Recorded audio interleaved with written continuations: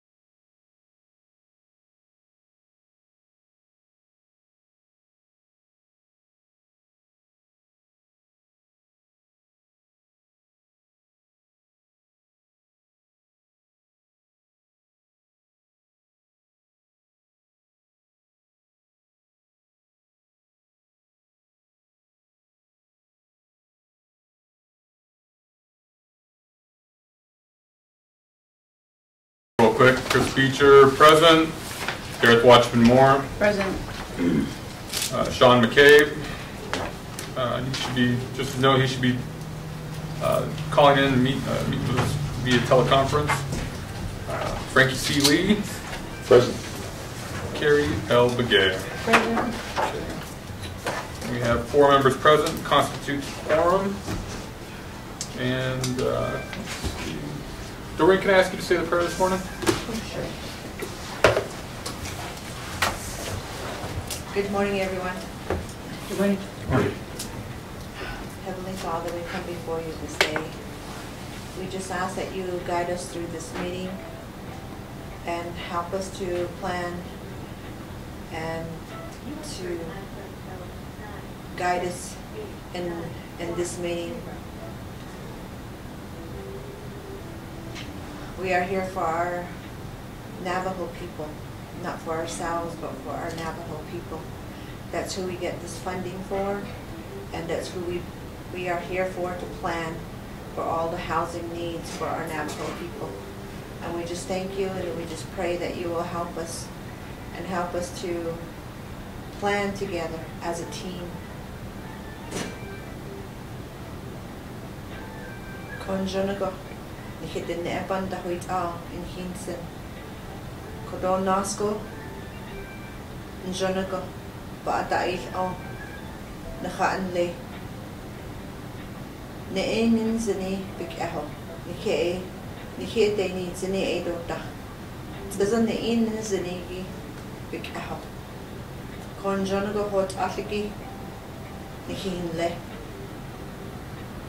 Yeah, actually, and God, Konjonago, Pikachu, Hana on Tanagi, Konada did the Hodoko, Keda Hidi no, Konaisi Tanagi Hiha. Naskon Jonago, if isn't Dave Nisha in Hinson store. Yoda Hini no, the Consad and Jonagi Bay, if she had a cure in Hinson. Halan ne nizad uhud abi ista njon gochi adaltke yo da hino ne hidne shringar ha kon hidne yo batajo paye sabagan daten e bata honitzenon in hile khila e bata Ebony Nanish Nihilak Edin La Nihedorta Koyo Patachapaya Konhimasanet Nihinal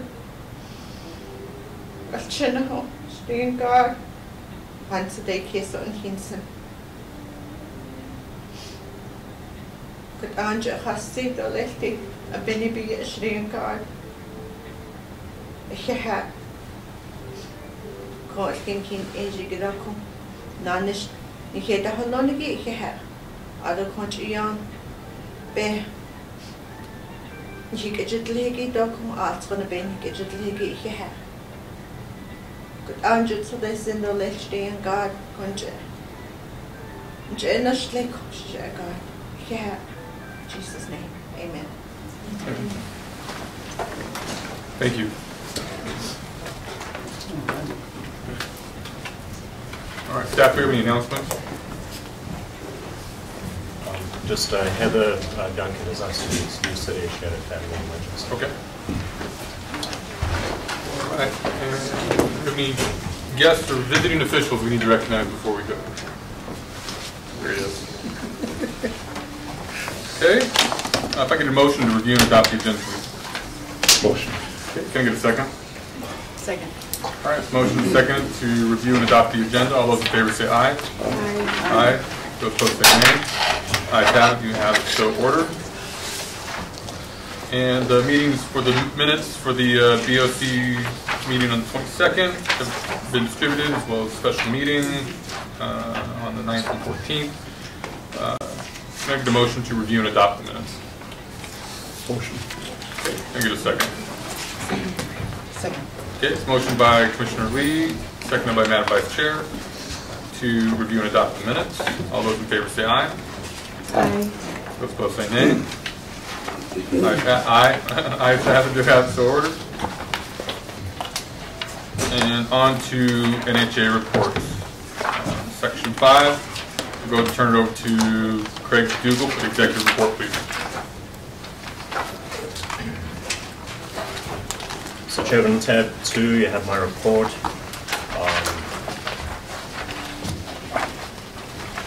I'll go to the second page, which is 2B in progress.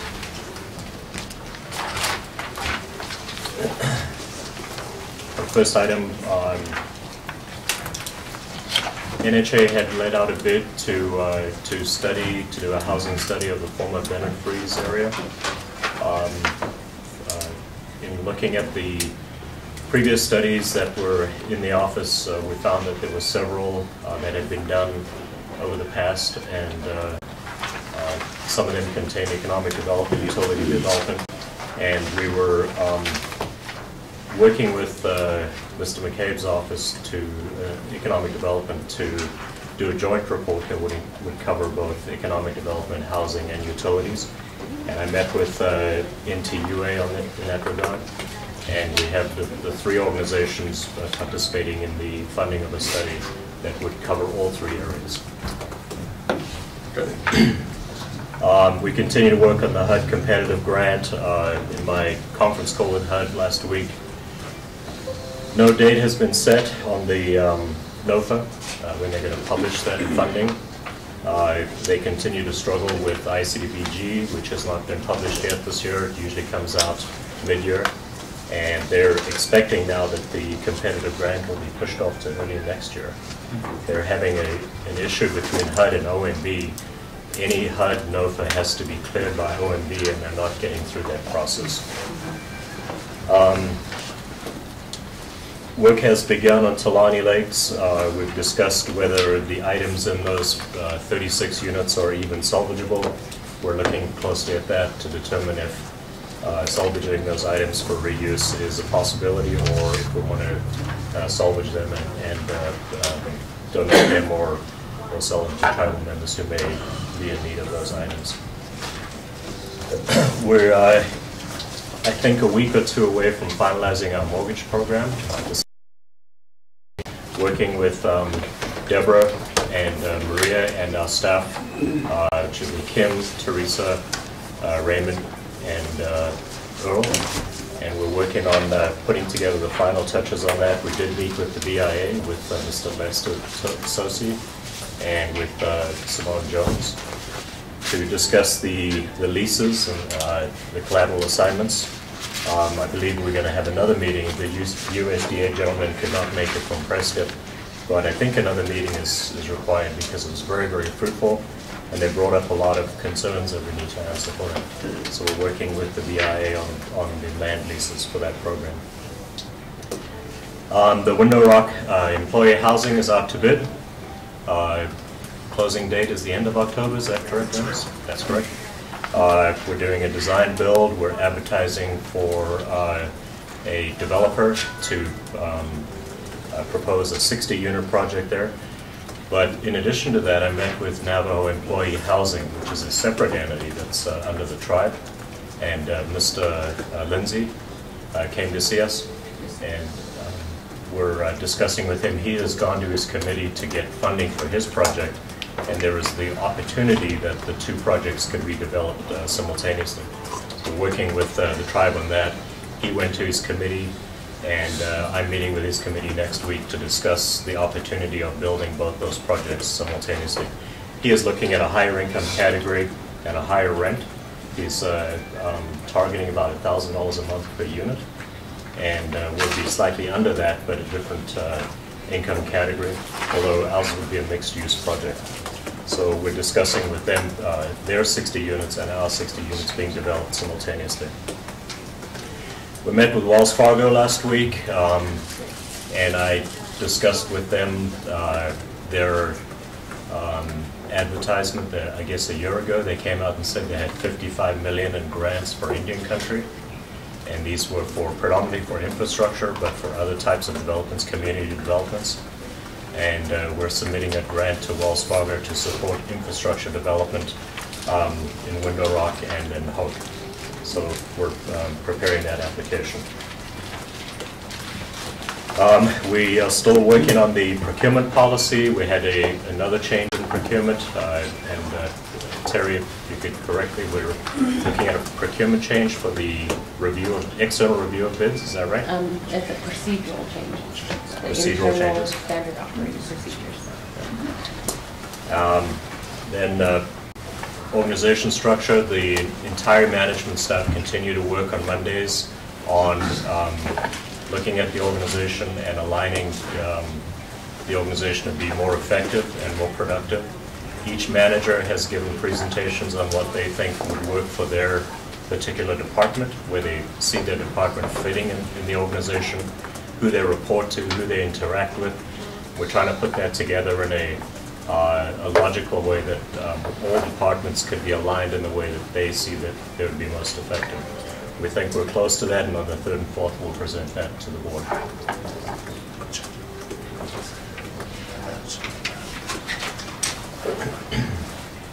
The next page, under 5 new initiatives. Had several meetings now with the May College. They are pursuing dormitory funding from NHA to fund their campus expansion. And they also presented the option of borrowing money from NHA to produce faculty housing. And I said we needed a full proposal on that. Designs, we need estimates, we need something we can bring to the board for their consideration. So we're working on that.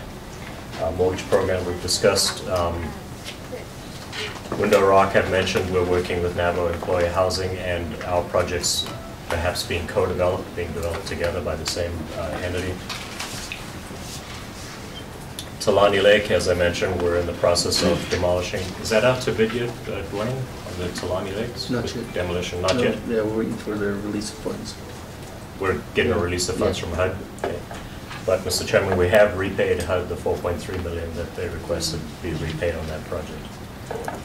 The refurbishment and reoccupation of vacant units, we are in the process of hiring the force account crew in several areas where there are the highest vacancies, and that crew will be taking over from the contractors that we had hired that we felt were not doing a good job, and we're going to go with force account and renovate those homes for future use.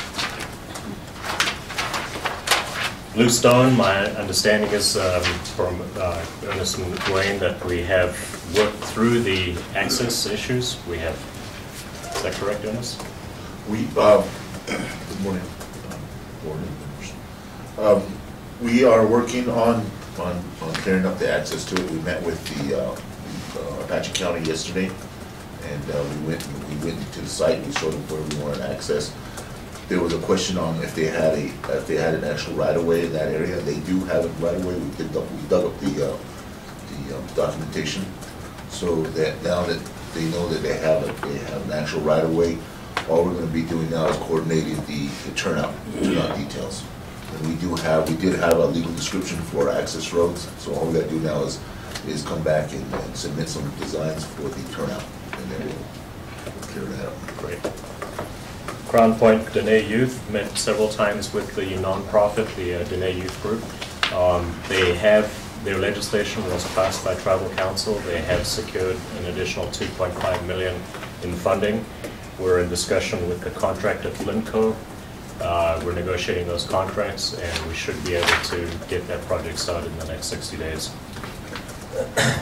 Veterans Housing, Mr. Tooley is attending multiple veterans meetings. I had occasionally join him at one of those meetings, and going to a couple more next week. I think by and large the veterans are not reacting perhaps as negatively as we thought. I think they're appreciative of the assistance that is being provided by NHA, and in fact in many cases in the presentation I gave, most of the people in the room were not aware of NHA's programs. So just hearing about our programs and just describing to them what benefits there are, I think was good for the people there, and I think a lot of them have accepted that NHA is there to help them.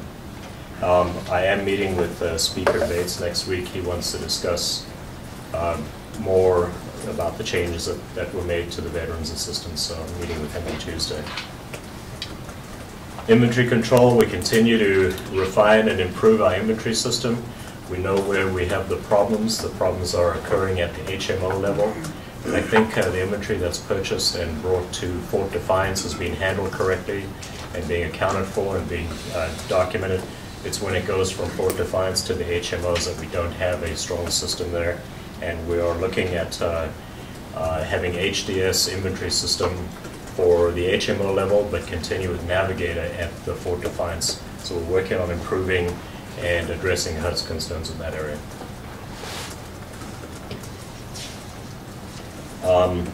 We'll discuss an executive session K, which is the work-fly engagement. Hiring, we have multiple positions advertised at the moment. I understand this morning from Urbina that not many applicants for the grant writers, but we do have applicants for the other areas. So we're going to have to try to re-advertise for grant writers. Reorganization, we discussed the 3rd and the 4th at the special meeting in Albuquerque, and that'll be a full presentation.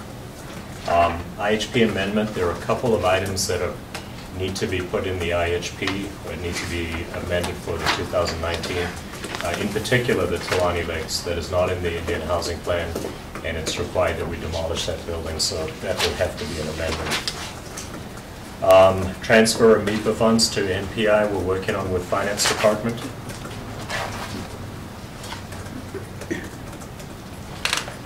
We're going to make some changes to our housing services. We're looking at the policy there. Currently, we spend about 20,000 hours, man-hours a year in annual recertifications. And that is not a requirement. It's not a HUD requirement. And in fact, it actually doesn't serve much purpose at all. Tenants are required to come in within 10 days of an income change or with a household change. They're required to come in and notify the HMO. We then also do annual recertifications, which takes a tremendous amount of man-hours to go out and recertify everyone and do the research on employment and so on. So I think what we're going to try is go to annual recertification every 3rd year, not every year.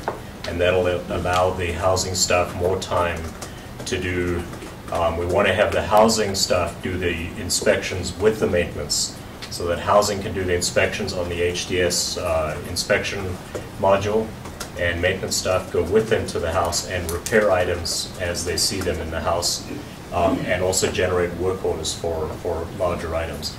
So I think that'll save us about 20,000 man-hours a year to have to go to every 3rd year. If you think about it, in the 1980s, HUD required annual recerts because if somebody moved beyond an income threshold, they were required to leave the program. That's no longer the case. So we're doing these recerts every year without really any purpose.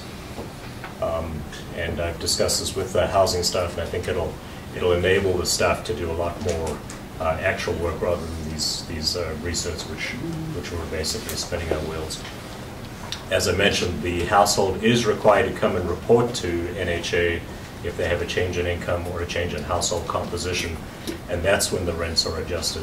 So the annual recertifications were really just a throwback to when it was required by HUD. It's no longer required. So we're looking at policy changes that will allow that to occur. And as I said, we'll then use those man-hours with the housing staff to actually have the housing staff do the inspections and have maintenance crew on hand to repair minor defects immediately or to generate work orders for larger items. Applications, as I mentioned, we're applying for this Wells Fargo grant, and I've discussed it with their staff, and I've been several emails back and forth. They advertised that they have $55 million for tribes as grants to support housing development and community development, so we're going to apply for infrastructure money there. We've also are advertising for a consultant to do low-income housing tax credit applications for us for New Mexico and Arizona. My understanding is we've received a couple of proposals on that. The other thing is, and as I mentioned, HUD's struggling with the ICDBG this year. They have not got it out. They usually publish that in about July each year. That's something we can look at for infrastructure development. And then the HUD competitive grant for the vacant units that we have. The 600 plus vacant units need to be refurbished, and we're going to apply to HUD for funds to do that. That's my report, Mr. Chairman. Thank you, Mr. Dugal. A couple quick questions on the 3-year process. Do we have any data that tells us what the likelihood of that 1 year, like going back in and recertifying somebody every year, how much that was tending to fluctuate off of what, I mean, it seems like it'd be intuitive to say it's kind of flat. The people coming in typically wouldn't have giant jumps in income that would push them out of the program, and now that that's not even the case, but you're saying that it's pretty flat line, and so going in every 3 years is a completely rational way to look at it, because nobody's really good. There might be some outliers, right? But on the whole, probably it stays pretty constant. It's actually the tenant's responsibility within 10 days of an income change to report it to us. If they didn't report it and we catch it in an annual research, chances are they would not report it then either. So we're doing it and we're not really catching any changes. So we're just going through this enormous amount of work every year. And it's not only work, it's also inconvenient for the tenants, annoying for the tenants. And I think going to a 3-year schedule will actually benefit the tenants as well. The amount of money we'll save and the amount of rent increases we're catching is really, not worth doing the work. And then with that, what's the incentive? What kind of incentives are there for the tenants to actually come in 10 days within a monetary change in their income? Unfortunately, Heather's not sure she could provide us with that information. My understanding is when tenants' income goes down, they come in the same day and report the rent reduction. When it goes up, they usually take a considerable period to come in. So I'd have to get data from, does anyone know that information? Are tenants reporting accurately? Yeah, well, one of the things that we, Mr. Chair, Board, one of the things that we've been looking at is the actual, what are the benefits? And that's one of the weights of how much time, how much money, forces we're putting into this every year. And if we look at it, it's actually creating a backlog. We have 7,000 individuals. So we're trying to get all the data that you're asking for. What are the dramatic changes that we are faced with? Is it high, is it low? So we're looking at those numbers now to kind of get a grasp reality of, is it really worth it, or can we do the 3 years? But for an incentive part, is basically making sure the clients is that we don't constantly ask them. We can build that repertoire with them versus saying, all right, well, you didn't do this week or this year. Well, constantly sending notices. We'll reduce the notices, and I think they'll kind of build a better cohesive partnerships between our clients and the Housing Authority. But we're working on gathering that information to support the potential changes that we have. I think to best present it to the board, I think that's what we'll want to see is that data that says the income is generally flat. You might only have a couple outliers that do that. I think the other thing I think the board would probably like to see is what the actual deal is with the optional aspect of it. And so if somebody is, let's say, recertified, like on the 3rd year, but they show that they had income change 2 years ago, how does that going forward affect their recertification process? Do we put them back on the 1 year, or do that type of issue? I'd like to kind of see it all really kind of mapped out in detail, because my big concern that it's just arbitrarily applied, and that people over here in this thing continue to get 1 year, and these people over here are 3 year, but there's not necessarily a rhyme or reason to it. So that's what I'd like to see personally. But I mentioned the board would want something like that too. So. Mr. Chairman, if I can. Sure. We also have the option of doing a similar thing with inspections. If we know that homeowners' units have a track record of being in good shape, clean, and so on, we can actually back off the inspections. We can go back to every 2 years or every 3 years. we're not required to inspect quarterly, or we're burning a lot of man hours on some units that we know are in good shape. We can concentrate those man hours on units that we know are in poor shape. We can spend more time, more effort, more energy on those units. Okay, my last question for this would be the Crown Point Dene Youth Center. You said we're how far out from starting this? About 8 weeks, 6 weeks? Mr. Chairman, I think within 60 days we've actually negotiated, and FinCo is amending their original proposal to accommodate the two fundings we have. We have NHA and we have tribal funds. They're going to give us a GMP for NHA funds and then a GMP for tribal funds, and we'll have two kind of separate contracts, if you will. So they indicated they want to get started within the next 60 days. And what's the completion date on that? Did they have a timeline on theirs? 1 year? Usually 14 months. 15 months? Yeah, 14. 14 months. Okay. Commissioners, any questions or comments? Mr. Chair. And Vice Chair? Just supporting your thoughts on the modification of housing services, especially for research. I would just add that having a plan for rollout, I like the incentives. Either way, you know, you have a clean unit, therefore you inspect it somewhere longer. I like that, but I think that the education part is also important. Just have a question regarding the Window Rock employee housing and the partnership with the Navajo Nation. Are they, their land similar, located near our area, proposed area? Madam Vice Chair, their land is actually overlooking the road that goes up to the Window Rock. It's that strip of land that overlooks that road. Across So from it's the police department? Across from the police department. Okay. So it's nearby. It's not contiguous, but it's close by. It's metal. Yeah, we're by the post office, so Right. so that it's not contiguous. Okay, just wondering where that was. And I look forward to the reorg plan in the work session. Okay. Mr. Chair. Thank you. Commissioner Lee or Commissioner McKay?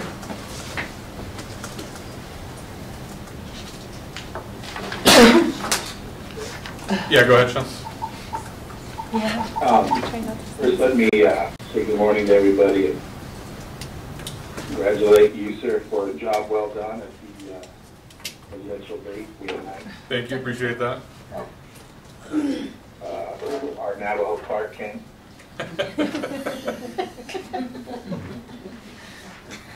Anyway, the only comment or question I'd like to, on our last meeting, we talked about, it might have been a couple meetings ago, about a rollout program. This man, and if I missed it, I apologize, but we're educating on the changes on the veterans program.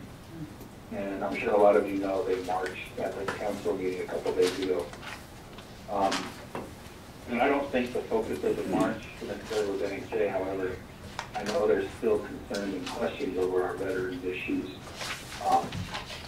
And so I just wanted to see if management of our team has already talked about how that rollout is going to be as far as education on the new changes.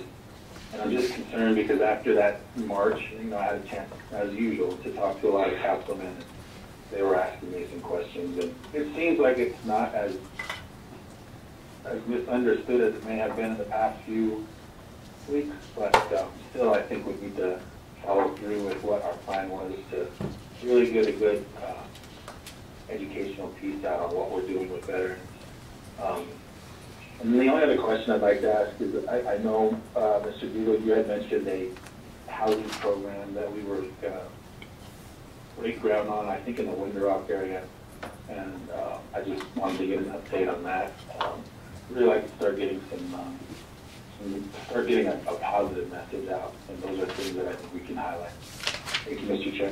Thank you, Mr. Dougal. Commissioner McCabe, Board of Commissioners, we are out to bid on the Window Rock project. We do have a groundbreaking ceremony that will occur. Did you get the invites? The invites were sent to the tribal council. Do you recall the date for that, Christian? November 1st. November? November 1st. November 1st. We're going to have a ground blessing ceremony, and hopefully we'll be able to start that project as soon as we select the developer. But we are mindful of trying to get a positive impetus there, and we're going to have the ground blessing ceremony on the 1st of November.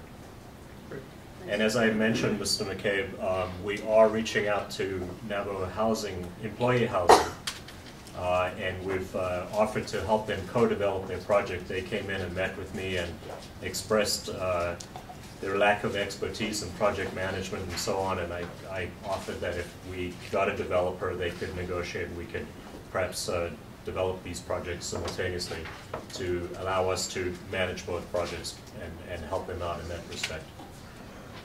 And, Commissioner McCabe, Craig earlier before you jumped on did go over the rollout of the VHAP policy, and they're continuing to educate the veterans in various areas, and so they're making some progress there. So we'll continue to get the updates. I think, sorry, real quick, if we could, I mean, I think we discussed at that last meeting that maybe we would get messages out on KTNN, and I think I think that still might be an important thing to do. I just think, I still think there's a level of misunderstanding.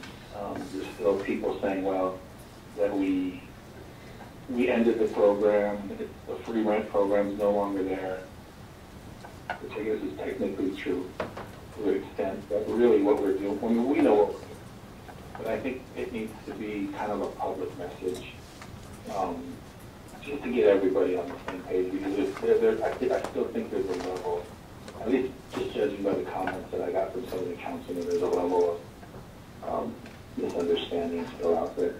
And I appreciate the efforts made so far, but I would just say that if we were planning on doing something like a KTNN ad, or maybe put something in Navajo Times, that we follow through with it, because it'd be really good to see everybody on the same page with this issue. I mean, it's becoming, I mean, you know, Chris, you were there, it's become an election issue, it's become a lot of different things, and it really shouldn't be, because I think we know what we're doing and we know what the message is, but a lot of people don't. So that's the only question. And I appreciate everything that's been done. And yeah, let's get that employee housing. I need a house if I continue at DED, so I'm tired of staying in a hotel. But thank you guys all for your effort. Thank you, Commissioner McCabe. Mr. Dugal. Commissioner McCabe, we do have a radio event planned, and I believe it's we're going to be on the radio taking questions and getting text questions and so on.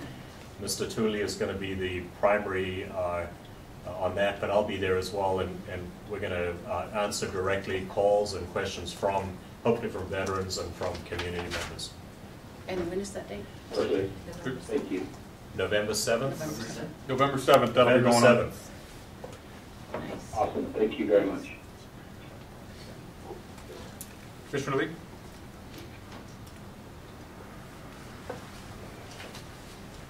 Yeah,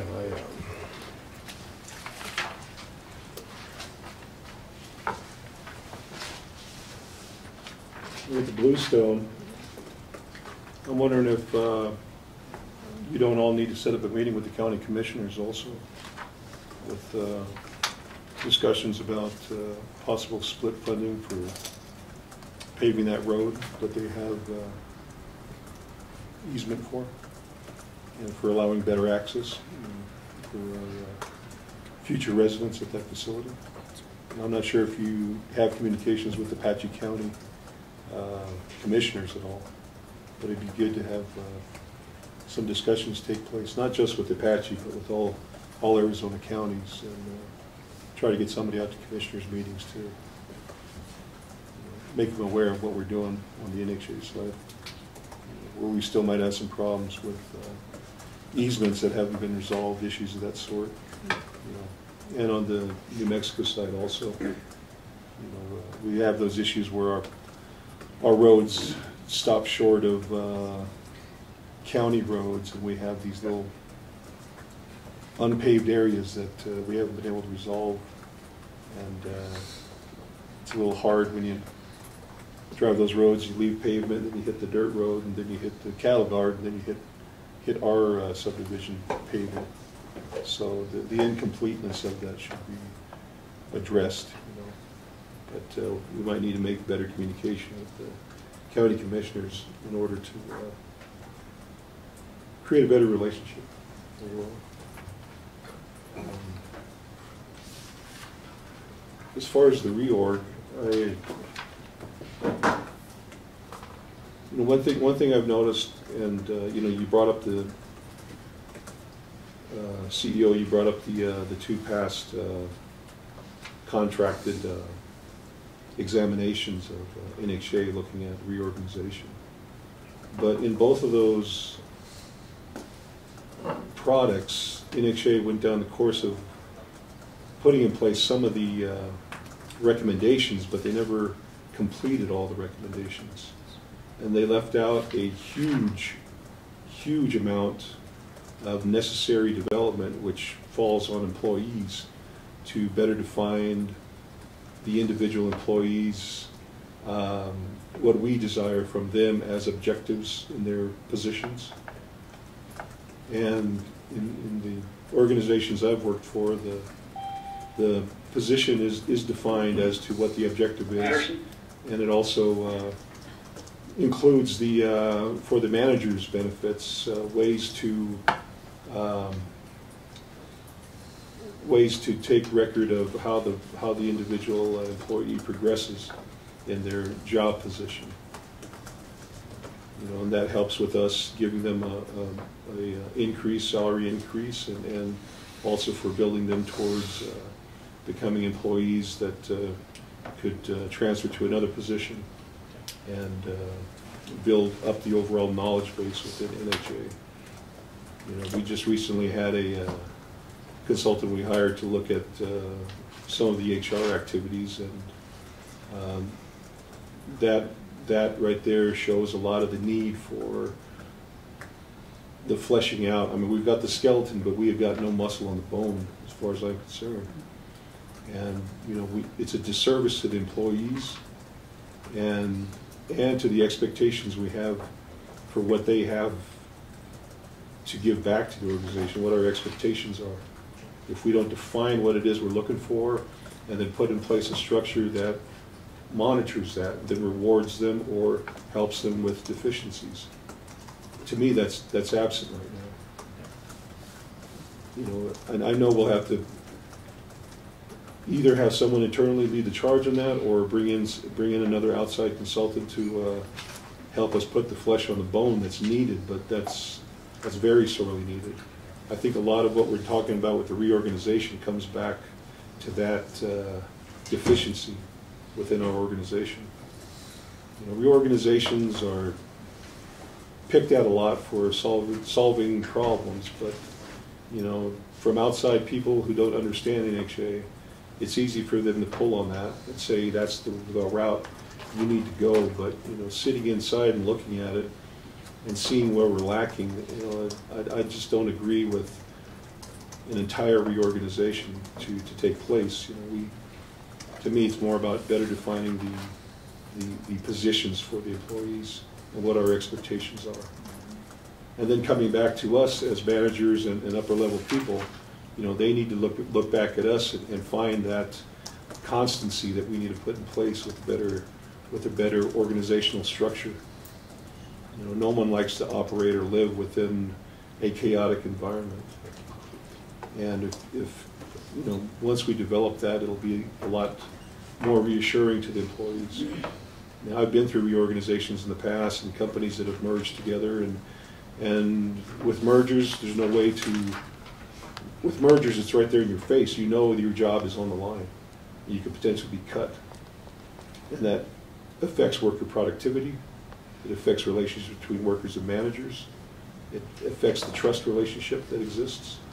There's a lot of effects of that when you talk about reorganization. You throw it out there, or else the merger just staring you right in the face. And I really didn't want us to go down the reorg path so wide open without doing an evaluation first and a discussion with the board of directors, with the commissioners about the path we would take on the reorganization. But we're already down the path and we're having to swim hard in the stream of reorganization right now. But, you know, to the NHA workforce, I'd just assure you that, you know, everyone's job is secure, and we're evaluating, you know, for NHA purposes, the better future for the organization. You know, people shouldn't feel like they don't need to take on additional stress. You know, let's just work together and define a better organization for the future, and work together and support each other. And that's what I ask us to keep in mind when we're looking at it. You know, we want a better product in the long run, and with the reorg, it may just be the addition of some positions and maybe some cutback on some positions, but overall the organization is sound in my mind, and the service we offer would be difficult for another to pick up and run with. You know, amid all the talk about the removal of the TDHE from NHA, in these political times, it's hard to, sometimes hard to peer through the smoke and see what, you know, the course that we have to stay upon. So I want all the employees to know I value your work, and in my short time as the interim CEO, I just enjoyed meeting all the workforce and seeing all the potential we have in place, and it's pretty awesome what we have here at Navajo, and that's my perspective coming in from outside and working with other tribes. You know, I look up to you guys, so keep doing your good work. I appreciate that. Make the lights out. Wow, very powerful. Turn the lights on. So I would second those sentiments, Commissioner Lee. I think you're absolutely right. When we first came on as a board and asked to see all these, you know, the reorg, I guess prospectus or whatever they call them, the plans that they had potentially from years ago, we had looked through it and had a couple work sessions on that too as well, and continued to look at it and realized, well, all of this needs a lot more fleshing out. You do have some good skeleton aspects to it, but it was apparent by reading some of the job descriptions and even at the executive level that what we have right now, many of them were poorly written, and many of them were the same job description for two different jobs, that when you look at it, it's just kind of ludicrous. You know, it doesn't make any sense. And so I think that Commissioner Lee is absolutely right that if you have a well-defined job description and people know exactly what they need to do and the area that they need to concentrate in, and it's not vague, and you have actual goals and it's well-defined, people will be able to achieve those goals and know exactly what they need to do in order to excel at their job. And when they're poorly defined and poorly written, then you have poor execution. And so what Commissioner Lee says is exactly right. I think that we need to have those in any assessment of how the organization needs to look going forward, because we do have to turn the page on this kind of old BIA style setup that we've operated off of for many years, and now that we're changing the way NHA looks to the Navajo Nation, meaning it's going to be providing multiple products, not just low income. We're expanding out.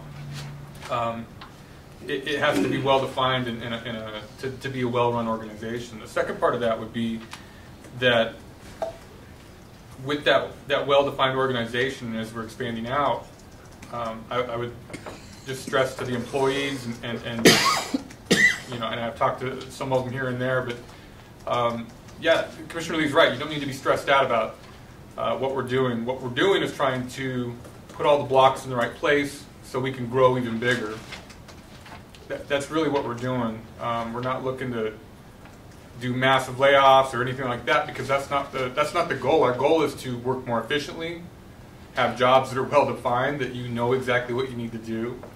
And I think the other part of that would be that as we get bigger, we're going to need more expertise. That's why at the annual meeting I said to the entire staff, we have to challenge ourselves to step up. We need to encourage ourselves to be mentors to the people coming up and the next generation of leaders of NHA.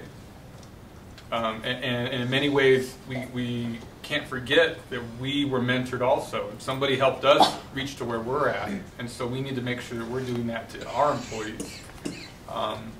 And so I'd like to just stress to all of our managers out there and to all their employees and throughout the NHA structure that we're excited about where we're going to be able to go and how we're going to be able to grow as an organization and how we're going to be better able to support the people that want to move up through the organization and be leaders. And in many ways, training and education are going to play a pivotal role in that. And I think that that's something we haven't had for many years. And that's just kind of looking at what we had been doing and what our needs are going to be in the future are going to be completely different. We're going to need those project managers. We're going to need people to go back to school. I know that we have somebody doing a CPA right now. I know that we have to have some of these civil engineering projects that have to have certain qualifications. And Frankie, I think, could tell you those things are absolutely necessary. You can't build buildings and not have building inspectors. You can't build youth complexes and not have a civil engineering degree somewhere in that mix. And what I'd like to do is make sure that we set up as NHA, as a board, that we encourage that type of education. And it starts with making sure that people know what their jobs are and making sure that they feel like they have the support. And I think that's one of the key issues going back in the past and seeing where NHA has been is that we weren't necessarily supporting the employees either. And that comes down to our own. We have to look at ourselves honestly and say our poor processes in the past have gotten us to that point, and now it's time to change some of those processes. But it's also time to grow because that's what we're challenged with. We cannot stay here at the status quo and say, well, this is good enough. This is all the money we have, and we're using it effectively. We're in that position where we need to spin yarn into gold and grow this housing market, and it's not going to happen by cutting jobs at NHA. It's going to happen through growing efficiently and having a well-trained workforce that can do many different things and challenging ourselves to be better at what we do. So, but I agree wholeheartedly with Commissioner Lee on that's the direction that we see the organization growing in. Any other comments? I'd just like to, thank everyone again this morning and good morning. Thank you for being here, and I'd just like to touch base on that, and I do give my gratitude to each and every one of us here who strives to make NHA shine and to be the best and to provide the services that we need to the families out there, and also, to encourage the staff to step up and to take the role, and each of the roles and duties that you guys all have, and also, just going back to a quote as, an appreciative employee are the ones that are going to go beyond what is expected of them. So I know that once they, the managers see that, we'll have a great program or a good organization. So, thank each and every one of you guys for doing what you guys are doing, and keep it up. That's all I got. Thank you. Madam Chair. Mr. Chair, echoing my colleagues' input, I would just add that in the process of the reorg, and reorg means many things. To me, it also means efficiencies and customer service. And I think that if we give each other customer service and the respect, you'll see the efficiencies come out of that, because people are working together, people are looking at better ways of doing things. this is internal. I think external, I go back to a few meetings, maybe even a year ago, where we talked about perception of NHA and beautification. I think as we're changing our housing policies, that we look at ways to change the physical perception, which to me is the painting, you know, the consistency and color, just the outward look of each of our units. I drive by NHA every day, and I don't see as many homes boarded up, but I still see homes boarded up. I see different shades of brown on the same unit. I see vehicles parked right next to the unit in the back and the front. I see old cars, you know, maybe those are homeownership units, but I don't think so. I think they're rentals. There's still no fencing, no landscaping. You know, that's just the add-ons after we've done a good job in building the safe, sound sanitary units. So something to keep in the back of your mind. We've been targeted this year, especially because of the elections. You know, I read throughout the report that a council delegate came in to talk about roads in Fort Defiance, or they talked about their veterans and their communities. Take politics out of it, we have a huge job to do, and it's a fantastic job to do. I worked in HUD where everybody was excited about their jobs. They were excited to contribute, put everything on the table, and they were excited to be heard in a decision-making process. And I enjoyed being part of that team. I really enjoyed that openness, that respect for one another, and the idea of bringing all experiences and all kinds of ideas together. So I would hope that to be part of our reorg. Mr. Chair. Thank you. Mr. Chairman. Mr. Dugal. Mr. Chairman, Commissioners, the reorg is not, I don't think we've discussed letting anyone go. I think that has not been part of the discussion. What we have looked at is not filling positions that are currently authorized that may not be necessary. What we have looked at is doing force account in the spirit of NHA doing more work and less being contracted out, less consultants, less contractors. And we've looked at doing work in-house, particularly in the legal area and grant writing and things like that. So we've looked at how to strengthen the organization, but also how to do more with the people we have now, rather than downsizing or riffing or things like that. I don't think any manager has recommended losing people. I think we've all been pretty open about what our needs are and what we have to do in terms of hiring. And I think in each case, managers have said, well, I have enough people now, or I could use one or two more people. So I think the reorg is focused on NHA doing more work and less contracting. That's kind of the area. Thank you. I think I would also add just to that, if you're working at the HMO level or out in the field somewhere, and to any NHA employees doing that, or I guess just anybody doing that work in general, look at it as a potential opportunity to gain a new skill, and you're that much more employable. I think some of you might be amazed, and maybe not, but I know how to drywall. I can do electrical work. I can paint an entire house. I can do flooring, and I can fix any toilet main, and I can actually do any of the plumbing work in a home. I try not to, not anymore, but when something breaks at my house, I typically fix it myself. And when the neighbors call, they know that I have my own drain snake in my garage left over from my time, and I'll go out and help my neighbors.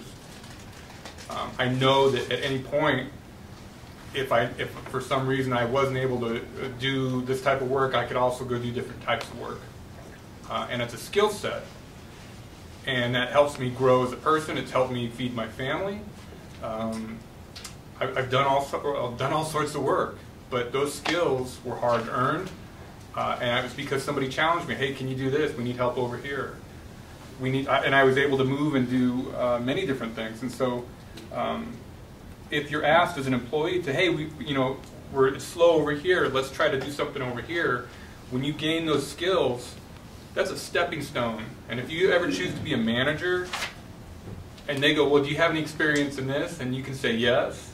Boy, that really makes it look like that much better. And like, wow, this person's well-rounded. And so, as someone who's done a lot of different types of work, and done a lot of different types of jobs, if you're presented with that opportunity to learn something new within an organization, take it. Because generally speaking, that's where you get your managers from, because they can just do it all. They know exactly what's going on. Not to say that drywall or flooring is my favorite thing to do, but I know how to do it. And in that sense, it applies to any of the administration type jobs at the office. If you're able to help write draft memos, if you're able to do things in Excel, all those types of skills really help and expand your abilities. And so I would encourage anybody to also take those types of opportunities too. And sometimes they come through training and different things, and to jump on it. So that's just kind of my 2 cents on that. But I'm looking forward to seeing the items. I'm glad that you're involving the different departments to say, hey, this is what we do well, this is what we need help in. I think that's real important. I think the best thing is to continue the communication out to the employees to make sure they understand that this isn't any type of massive shrink or cutoff. There are opportunities to maybe move laterally or even up. But I think as a whole, let's encourage our employees to be well-trained and cross-trained, and potentially be the next leaders if they want to be. So that's what I would add. Any last comments or questions? Yeah, go ahead. Go ahead, Commissioner. One thing I agree with everything. I think everything that said. But I will want to emphasize one point, and that is, I don't think me personally have ever looked at a reorg HR related only, meaning people looking at people in job descriptions. I've always thought of it as an effort to realign and be more efficient and effective. And I think part of this process is I think 2 things we need to make sure we focus on. One, we need to be honest with ourselves. And when I say that, at the end of the day, NHA is a business like everything else. I know we're a government service, but we still provide a service that people pay for or have benefits for. And I think we all can say right now, if we look at, when you go visit a restaurant or something, you go look at Yelp and look at the reviews. And I think we can, if we're honest with ourselves, we all know that our reviews aren't very good. At the business, we're not very good. We haven't been very good. And whether those comments or perceptions are right or wrong, as a business, we're not looked at as a very good business. And so when we talk about reorg, I think it's important that we focus on policies and procedures and not necessarily people, because when you look at what we're doing and where we're trying to go and moving this into a 21st century business, we do have a long way to go. And the other part of that, because that's the way we're trying to be, when it comes to the HR piece, we need people who buy into this. We need people who are going to believe in it. We need people who are going to follow it in our current employee status. And I'm going to say it. There are people that are in our organization who don't believe in change. And I'm sorry, but that's the reality. we are changing, we are growing, we're becoming better. And if we have employees that don't want to buy into change and efficiency and proper compliance and procurement issues that need to be followed correctly so that we don't have these crazy contracts that we've been looking at, then that is the HR piece. And that is where people will be looked at. Because we have to be better as an organization. And I know the board has it in their heart to be better. I know our executive team has it in their heart to be better. But this has to be an organization-wide buy-off on being a better organization. And I'm telling everyone this, and I'm saying this out loud because I'm dealing with the same, and Navajo Nation has not changed in about 50 years. It's because people reject change. And if we're going to reorg, meaning become a better, more efficient organization, we got to have people who are on board that accept and live the change. That's the only way this works. It's the only way it works. Now, we can bring people up the ladder, we can job creation, we can train all we want, but if you don't believe in an organization's mission, then none of that means anything. And so, while I do agree with everybody that we are stable in a lot of areas, I also will say that as we move toward reorg and better processes and being a better organization, we need employees to buy off on it. They have to believe in our mission. And I know that that's a challenge. I know it's a challenge all of our places in that Navajo. We don't change because we don't change. I mean, it's as simple as that. And so, and it's frustrating. I mean, you can probably hear it in my voice, but I deal with it at DED.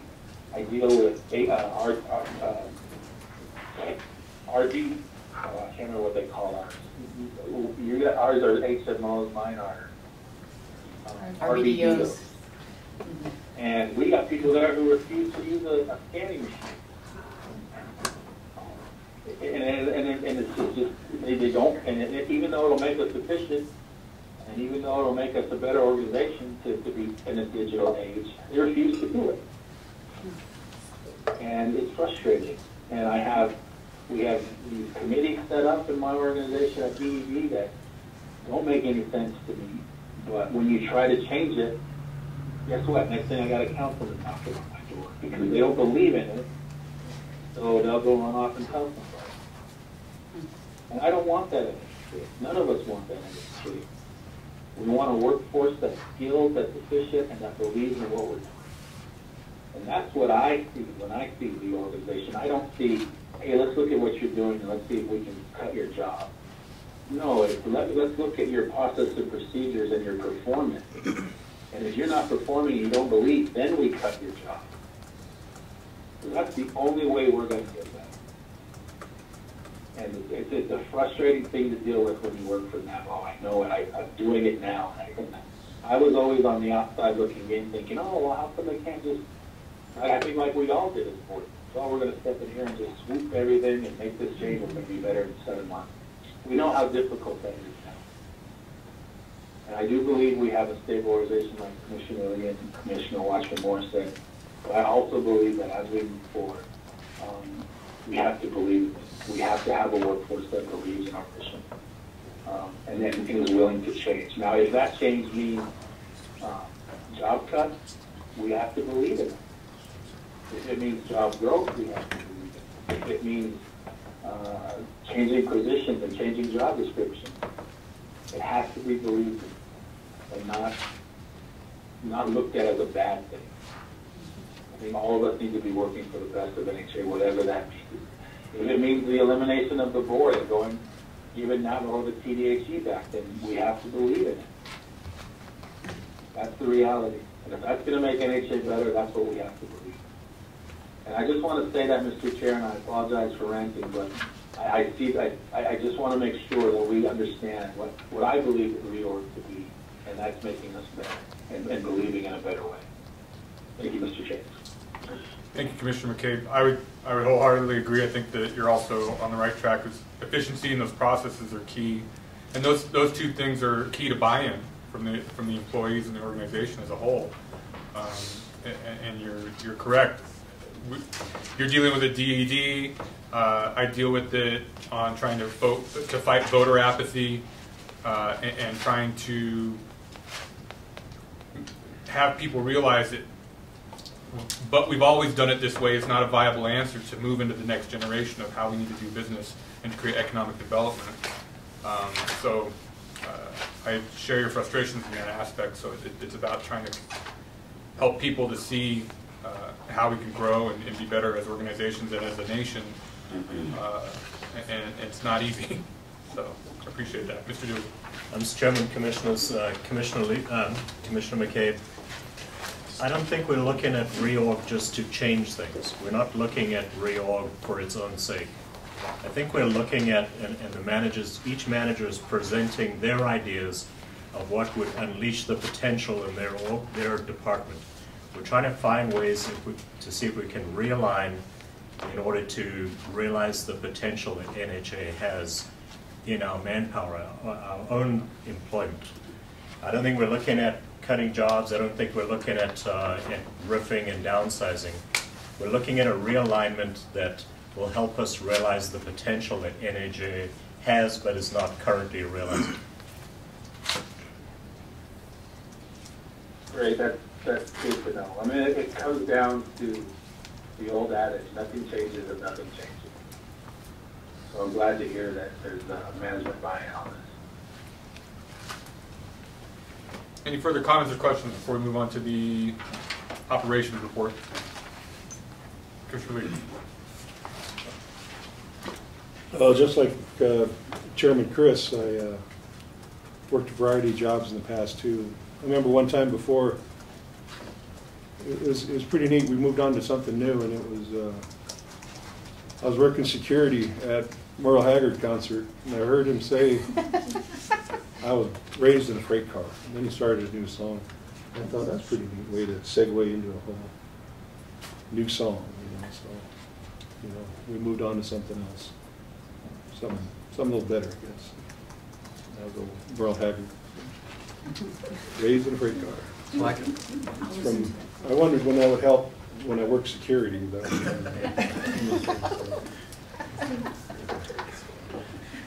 I like it. Okay. On to, thank you, Mr. Dugal. On to the operations report, Mr. Wasita. If you could come down a little closer, if we can move this mic toward Mr. Wasita somehow. All right. Get cozy.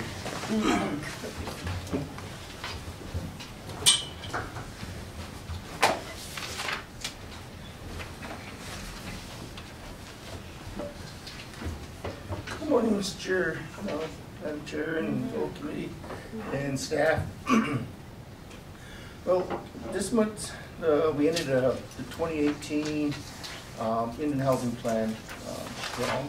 It's for what we have for a branch within CSD have a breakdown. We did roughly about $45.4 million. And this is with some of the elements of modernization. We have 9 modernization projects that we have into construction. Those projects are on the tail end, 85 to 80% to almost 90% done. $22 million was in modernization we did for housing there for expenditures. We have 5 development sites dealing with modular units. We have expenditure this year of $7.4 million. We finished all the 30 UFAS unit projects across the reservation, rehab, we occupied them. 2.6 million street improvements. We had the tail end of the 2016 IHP projects, and then the 2017 kicked off. We roughly did $12.8 million in street improvements, reservation wide. Roughly about 30 different sites, reservation. Yeah, so we did good. We probably would like a little bit of struggles getting some other projects out, but this as we go into this coming year. We're going to start setting up our cost load schedules to look at expenditures per quarter and seeing where we're going to be sitting at. One of the highlights that we did this coming in September was the HDS. We've actually, they gave us access, a link to the new doorway software. And this new software, basically, it's a mobile app that we can utilize, and what we've been asking for is drawdown boxes, that we can modify.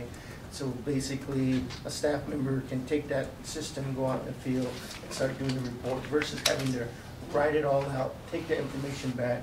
So we're moving in that sense of it. We've actually, last end of the month with the maintenance, we've tested it out. We're going through those formalities now this month and the last couple of weeks of trying to see where we're sitting at, some work out some of the bugs, make our recommendation back to HDS. So that's kind of what we were working on in September. The other highlight over here, we did the kickoff meeting. We had what's held with Sinden Foundation. We have one unit in Azad. That's the flood victim where her house was wiped off the foundation. She was caught in her house, and so we've actually got everything in place. We're using non-program on that with a partnership with Swift Foundation. All the 3 houses that they have, they're about 48 to 50% done. They have a schedule of occupancy in December. We want to get everybody moved in by December, right before Christmas time. So that's the goal, because we have 1 unit that we have in Ninan Azad, 2 units in former Bennett Freeze. And one of the things is that the Army Corps helped build these things, so they're working in collaboration with them. So they had some extra units left over, and they came to us and said, where can we put those units at? So they're finishing up the interior work, and we're moving forward with those. The third one, the highlights of ones that everybody's been talking about, is a lower. We submitted the documentation to Mike Colonna for a couple of projects with Southwest Indian Foundation, but he came back with some comments. He wanted our lower to match the date of the home site lease. So if we had an old home site lease that was executed in 1970, and we built a house this year, and he wants that to reflect the 20-year threshold, we told him that cannot happen. The lower is just basically to ensure that they cannot sell the house, they can't do anything, but it's not, so we can't modify the home site lease or our document tomorrow. So we're working through that. They're in concert with Robert Allen at DOJ, so we're working through that. But we have all of Southwest Indian Foundation documents there, and so the only 2 comments came back was that he needed some more information on some of the older leases there. So we're working through that motion there. So I think once we can get all of that portion worked out with Navajo Nation, we'll be in a good driver's seat to execute more as the projects go forward with some of the bigger projects. I'm sorry that these things are kind of backwards, so you're looking at the front page and going back. The other one we had a visit from Dave Sutherland, participated in that. He brought his staff members there, so it was more of a meet and greet, kind of get an idea. We talked in depth with regarding the environmental heroes program. As of last week, we came a little bit of a challenge because now they want the Navajo Nation involved as a person that can actually review documents too, since the Navajo Nation is a signatory as a certified individual. So we're trying to find out who at the Navajo Nation president can initiate that. Once we enter it, then it goes to the nation to approve it, then it can be submitted to the HUD office. So we're kind of working through those bugs. So that's something that I think will streamline everything we're doing. So now it's an open collaboration with the president's office. Yeah, as Mr. Googles mentioned, we met with the NA youth. We gave them a requirement. We looked at doing the portable sites, basically billing out with Nahaza money, and then doing an alternate type bidding to where they cover anything outside of the monies that's available through Nahaza. So they gave us from last week's discussion, they're moving forward and getting the resolution through the Shushan Fund, or no, the C Fund, or what they call it. So they're Sissin Fund. So that's, I can't really say, I'm sorry. So they're working on that from the Navajo Nation's office, and we have that commitment, so now it's just finalizing the contractual and making sure that's in place. One of the other things that we're working on with the Bennett Freeze is collaborating with what we're trying to do with the data, people data systems, data, the stuff that was collected through WH Pacific, and what we're going to do is going to update all of the information that we have that's been provided by the chapters in relation to WH Pacific, because they've already recorded a lot. So we want to update their information from what the chapter has done. So it's a collaborative effort that we're working with now, and then we're going to include some of the economic information that we've gathered, so they can have that information all in one report. So that's in motion there. The other part, end of the month of September, we worked on the standardization with housing management and maintenance and the SOPs of some of the challenges in relation to the compliance, because there's a recurring constant audit findings between our internal audits and then the HUD. So we're trying to look at where is the separation, where do we need to strengthen the staffing or strengthen the processes within it. So that's what we're working through. The other part of one of the biggest thing is we've got everybody to understand what is required of the Indian housing plan. It's amazing that a lot of our staff don't really know the ins and outs of the Indian housing plan, because the Indian housing plan is our report card of what we say we're going to do in that whole year. So the education portion of getting our staff to understand the requirements of the Indian housing plan is one thing that we really focused on. Because once we say something that come October 1st, this is what we're going to do, we have to do it. We have to carry out those programs. So that was one of the programs, presentations that we had with the housing management. The other part, the meeting that later that week, we did the veterans commanders. There was some concerns out there during the meeting, but we retooled the presentation to answer some of the concerns, some of the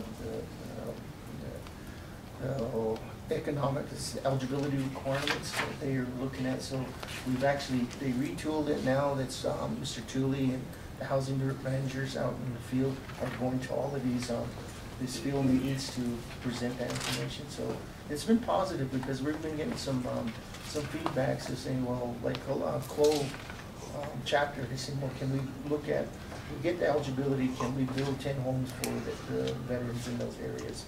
It doesn't have to be home ownership, but something like a transitional, that they need a house, they can move into those rental units or so. So it's opening up other doors as we present, so it's good for us. And it's one of the things of just providing that positive assurance of what the housing authority is about. In terms of the maintenance agreements, we talked earlier, Ms. Dugal presented earlier, we have 2 contracts to do the repair.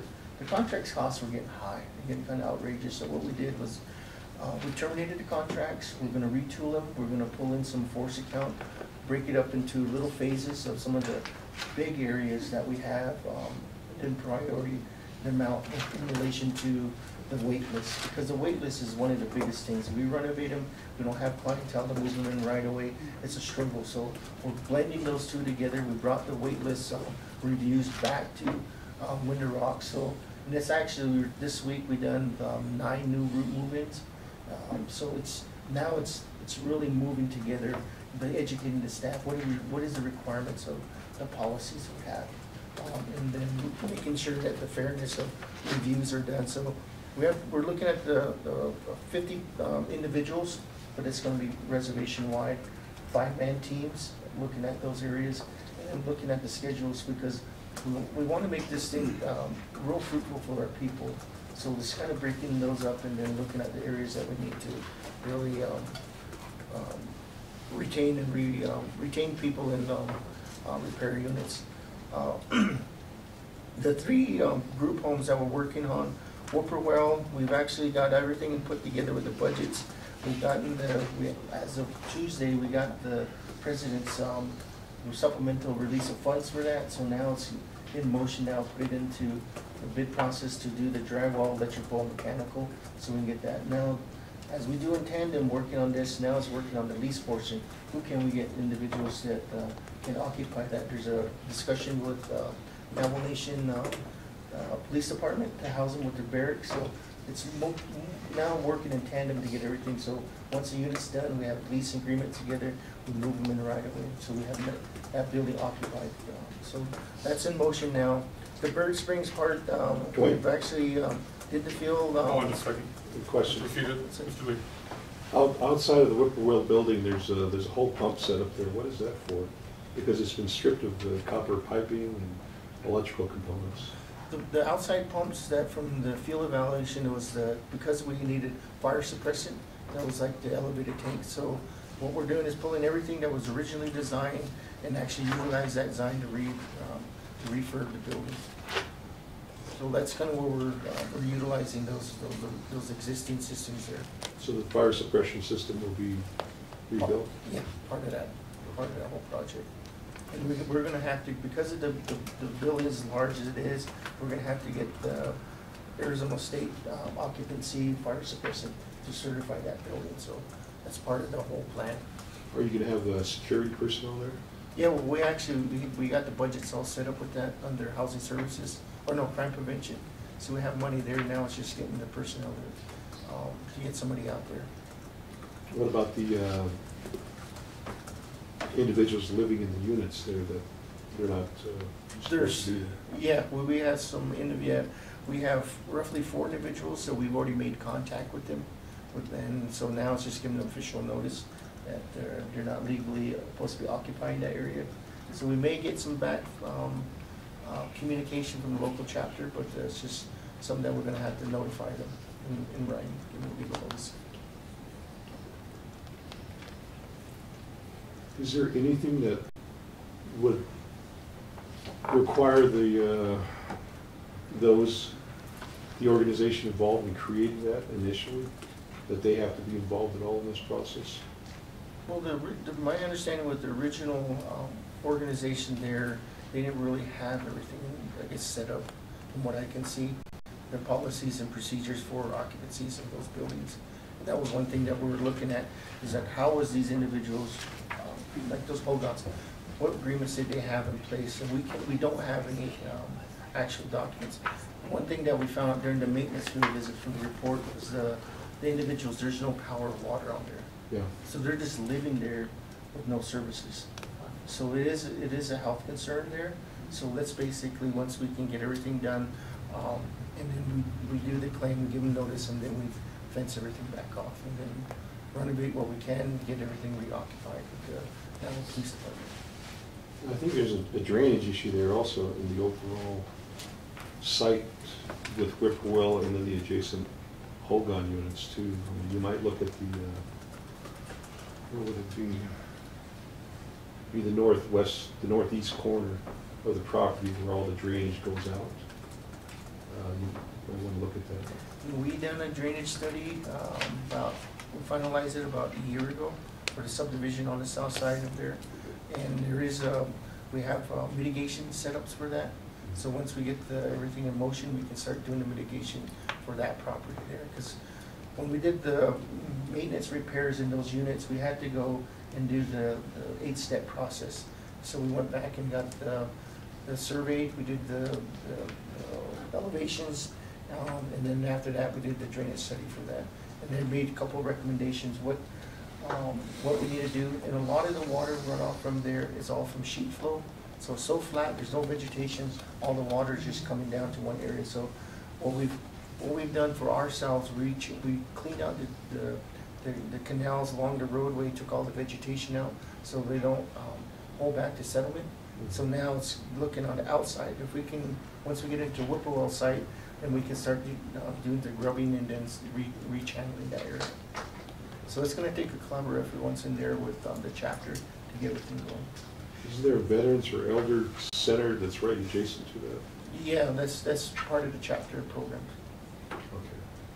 Now, has their power been stripped out? Because when I was there, I saw that the electrical had been removed all the way to the power line. I'm not sure on there. I haven't seen a report on there if they went into those areas there. But that's something that we can look at. Just to answer Commissioner Lee's question, it's my understanding that the subrecipient program, that the Whippoorwill project was originally, that began the project and it was intended for an elderly home, he passed away near completion. So that's why, when we went back to see if we could get them involved in rehabbing the place, that was what I found. Just to go back real quick, I think Patterson, who's on the line, you could probably, we were both at the same legal conference yesterday. We had a presentation by one of the FBI agents that oversees Native American tribes and some of the law aspects. What kind of background are we doing on the force account employees, or not? I guess it's not employees. You know, we're doing force account work. What's our goal for the background checks if we're doing it? With all employees, go through the Navajo Nation criminal background check. So before you employ, you have to get that information. Like our contractors, usually we ask our contractor, because of subdivision, we'll ask them to get that Navajo Nation background information. At least we have that. And that's one of the safeguards that we have. At least we don't have individuals that might be. The other option of it is looking at state, so we could go with the county background checks. But currently, what we're doing is like my employment. I usually bring to McKinley County, and then the Navajo Nation, and then we resubmit those back in. And Patterson, do you remember there was one particular background check that they were doing that they said it took a second. It was like less than a second to check. All you had to do is put the information in it. Do we have access to that? I don't know. He said that there were 2 tap units, one in Winter Rock and one in Chin Lee. Now, we do have background checks that we are authorized to do under Navajo that we do for tenants. I don't know whether, I'll have to double check to see whether we have that same right with regard to employees. But that, the background check that takes less than a second, that's for all background checks that they do. Okay. I think just in general, I'd like to see more information on that at the next meeting as we're getting ready to do that. I think it's important. Ma'am? So when we do hire for human resources, we do the background checks. That's through the state of Arizona and New Mexico. We do sex offender. And then just anything from DUIs, criminal reports, embezzlement, things like that is what we look for when we do a claim. So you're saying, just for the people on the phone, you're saying that we do background checks through the state of Arizona and state of New Mexico? Okay. All right. Yeah, we can just get a little more information on that. That'd be helpful. Okay, Mr. Wasita, go ahead. Moving on to Bird Springs, we've done all the inspections on there. We boarded up, secured the building. We're finalizing the technical review because the structural has some settlement issues. So we're looking at some options with some A&E to do some recommendations to bring up that settlement on the structure. So we're hoping to get everything done this month, and then the scope of work, and then put it out to bid. Most likely it'll be kind of a design build type thing. They'll get somebody to assess it, somebody to repair it, and then after that we're ready for occupancy. So that's for the Bird Springs. Jelani Lake Dome, like we mentioned earlier, it's from the last visit with HUD. They were saying that the request, because the original environmental documents were over 10 years old, they're asking us to update everything that's there because the activity now is demolishing and then the rebuild, so it's a different requirement that we're at, a different activity we're doing. So what we're doing is updating this. I had the schedule when I submitted this as the final assessment to be completed. I'll remember. Shorty said that she streamlined that. She's already submitted it in. So we're looking at this month to get everything done. In terms of the maintenance, we already have maintenance staff do some interior removals of the bathrooms and kitchens. We have 6, so there's 4, I guess I would just say there's 1 pod set that has 4 units in there. So we've already worked on 2 of them. One of them is 1 pod that halfly burned down. So there's 6 units that we've already took material out, inventory, took it back to the maintenance shop. A lot of it's still going to be usable from from the report. So now it's looking at how do we utilize this, and there's been a comment on how do we do the disposition. Can we donate it to somebody, maybe part of minute-free. So that's someone in the planning stages. We're trying to determine how we're going to do that. So that's on route. We've in the process of purchasing 6 more conic storage bins for the interior salvage. So we have those readily available to determine what we're going to do. So that's in motion now. So moving on to the Hawk site. We've worked through the utility commitments with N2A, so that's all. We're finalizing this month. We have a meeting scheduled for next week with N2A, and they're going to give us a formal notice and cost estimates of what we're going to be looking at for the power line. The power line has been solidified, so we have the power commitments already in place. Now it's just looking at finalizing the route that was originally surveyed. We've acquired all of the electronic documentations last couple weeks back for the construction designs. So now is looking at priorities. What we're going to build first, we have monies for 30 units, individual units, or do we build duplex, whatever. So we're making that determination now on the design approach and establishing some of the priorities, HO or public rental. So there's some that we're going to have to sit down with the chapters, because once we make that determination, we do outreach to them. So let them know that from Sanders to Hawk, then that we have units going to be available. What is going to be the need for them? So it's taking that in consideration now what we're going to be building out. So the wait list, there is no wait list? There's no wait list. There's no wait list. But we're going to build 100 units? That's the capacity of what we're looking at. But we have funding for 30 units. Okay. So the 100 units is what N2A told us. That's all we're going to be able to provide you unless you build a 24-inch water line or if you build out a larger utilities. So what service is there? This is the max you're going to do.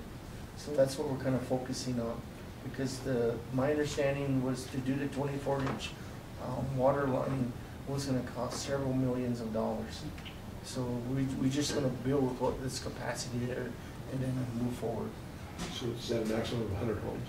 Maximum 100 homes for the services that we have there that's originally designed. And you're gonna double check on the need with the With 3 chapters, Sanders, Hawk, and then Lupton. Okay, because yeah, I think that's really needed, because when I was the ICEO, I took a trip out to Johnson's Ranch and I noticed that there was a number of unoccupied homes out there, beautifully built, but nobody wanting to move in out there. So we've got areas where we need housing, and we've got others where we've got too much housing. Yeah. So the chapter support for the need is going to be the main driving force of what we're going to build there. If we're only going to say they're only between 3 chapters, we only have 45 individuals that want a house, well, let's stay with the 30, but still have a design conception in life to build out. And then, so some of that we're going to be working on that. So are we calling it the Hawk site and no longer Bluestone? We haven't Because you made use the, Bluestone and Wayne uses Hawk. Are you rebranding? I think this is, depending on how we want to rebrand it, but we're still considering it, naming the Hawk site. So that's gonna, one of the 2 big elements that we're working on, that we've achieved. We've worked with, one of the options when we're trying to figure out with Apache County, we went to BIE Realty, we got all the names for that turnout. There was 113 different allottees. And so the official from N2A or BIE says, understand this, if the value of the access road is only $1,300, the families are going to have to split that $1,300 up with 113 families. So it's like a couple dollars here and there. So she says that, so just be aware how that process works. So she gave us some recommendations, she gave us all the information. But during more research, we found out that the Apache County Road actually had an agreement with Ms. Ortega already in place. And there was some collaborations in the past, I guess, but nobody really followed through. 2 weeks ago, Mr. Franklin and staff, they made connection with Mr. Elton Shepard and his staff. Mr. Gil Arvizo, I guess he's a public relations. So yesterday they had a field meeting, and actually we're going to do a letter of request of confirmation. We're sending it down to St. John's as a request, like what you were saying, to the commissioner. There's a roads commissioner, he's an engineer, and then from there he'll start collaborating with us on that. What they were saying is that what their recommendations we can probably go into as a agreement where they can chip seal the road, keep it rural, not doing a federal highway standard highway. And that's one of the things he was recommending. He said, you want to keep these roads rural to where that keep down the cost, but still have a maintenance plan. And the recommendation with Apache is that if we can get us to put it on our road inventory, we can maintain it, grade it, do whatever we need to do there. So we're working through that, through some of the recommendations from the county. So we're working on that letter to the county commissioners saying that we're requesting your assistance on this project. You have the Navajo DOT involved in that? We did, but we never got an answer. That's why we just went straight with Apache County. Because Apache County has a road designation already under their belt. It's roughly 5 miles long from the storefront way back. It'll help because the one thing is they do that, it'll help the families way back there now.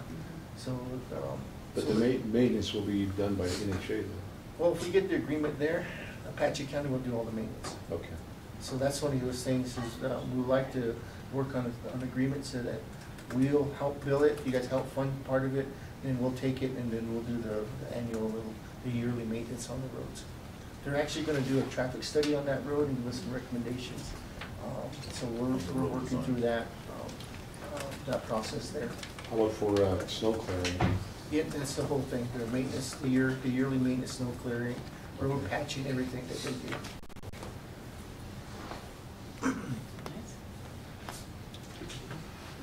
And then the last part of this we have is we requested all the documentation from Ketchel, which was the project manager, and we've already acquired a lot of the hard drawings, so now let's get the CAD files.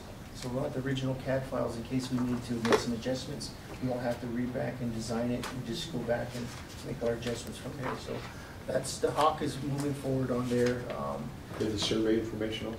Yeah, we're getting everything that's the deliverables. A lot of deliverables weren't provided in the past, and we're just going through that and saying we want this. It's never been asked that way, so we're collecting all that data. We're going to have a lot of data on that project site. So was your soil studies done and foundation design? Yep, everything done. Soils we had bore testing through from 2 different firms. Okay. So, and we went back out there and then we did the topos to verify the points and elevation. And then they had already had some drone data from there. So we verified a lot of that just to make sure everything's in place. Is that for DTM? Yeah. Okay. The last project that we've put out was that winter on employee housing. We started this a 1.5 years ago. Changed it up, and it's actually went out to contract now. This is going to be one of the biggest housing assistance to the Winter Rock community with a lot of the individuals. So I think we really need to showcase this as the improvements in the other part of the Navajo housing programs that they're trying to do. I think if we showcase them like that, I think we can really have people understand we are out there to a certain. We got to look at these growth areas because that's where a lot of the housing is needed. I leave for your leisure looking at the in progress of projects that we have, the streets, UFAS, and then you can kind of next meeting you can have questions from your portion. Thank you. One quick question on the Winter Rock site project for employee housing. What kind of beautification processes have been put into the plans itself? Sidewalks, landscaping, parks, into those 60 units? Well, the vision here, because it's going to be design build, we're going to put everything out there. We're going to basically, the way the contract's going to be, we're going to build a suit. So whatever we're looking at, and then if it fits the contract module of how much money we have there, we'll build out there. And so that's basically, we want to try and keep as much as the synthetics of the juniper trees and stuff, but at the same time, we can incorporate that. One of the biggest things is that when developers come on, they start putting in some trees from south. We want to keep that southwest atmosphere there, so we at least have that so we don't have allergies, problems with some of the people. So, but that's kind of the things that we're looking at. Just once we get into the design build, we'll lay out the aesthetics of what we really want.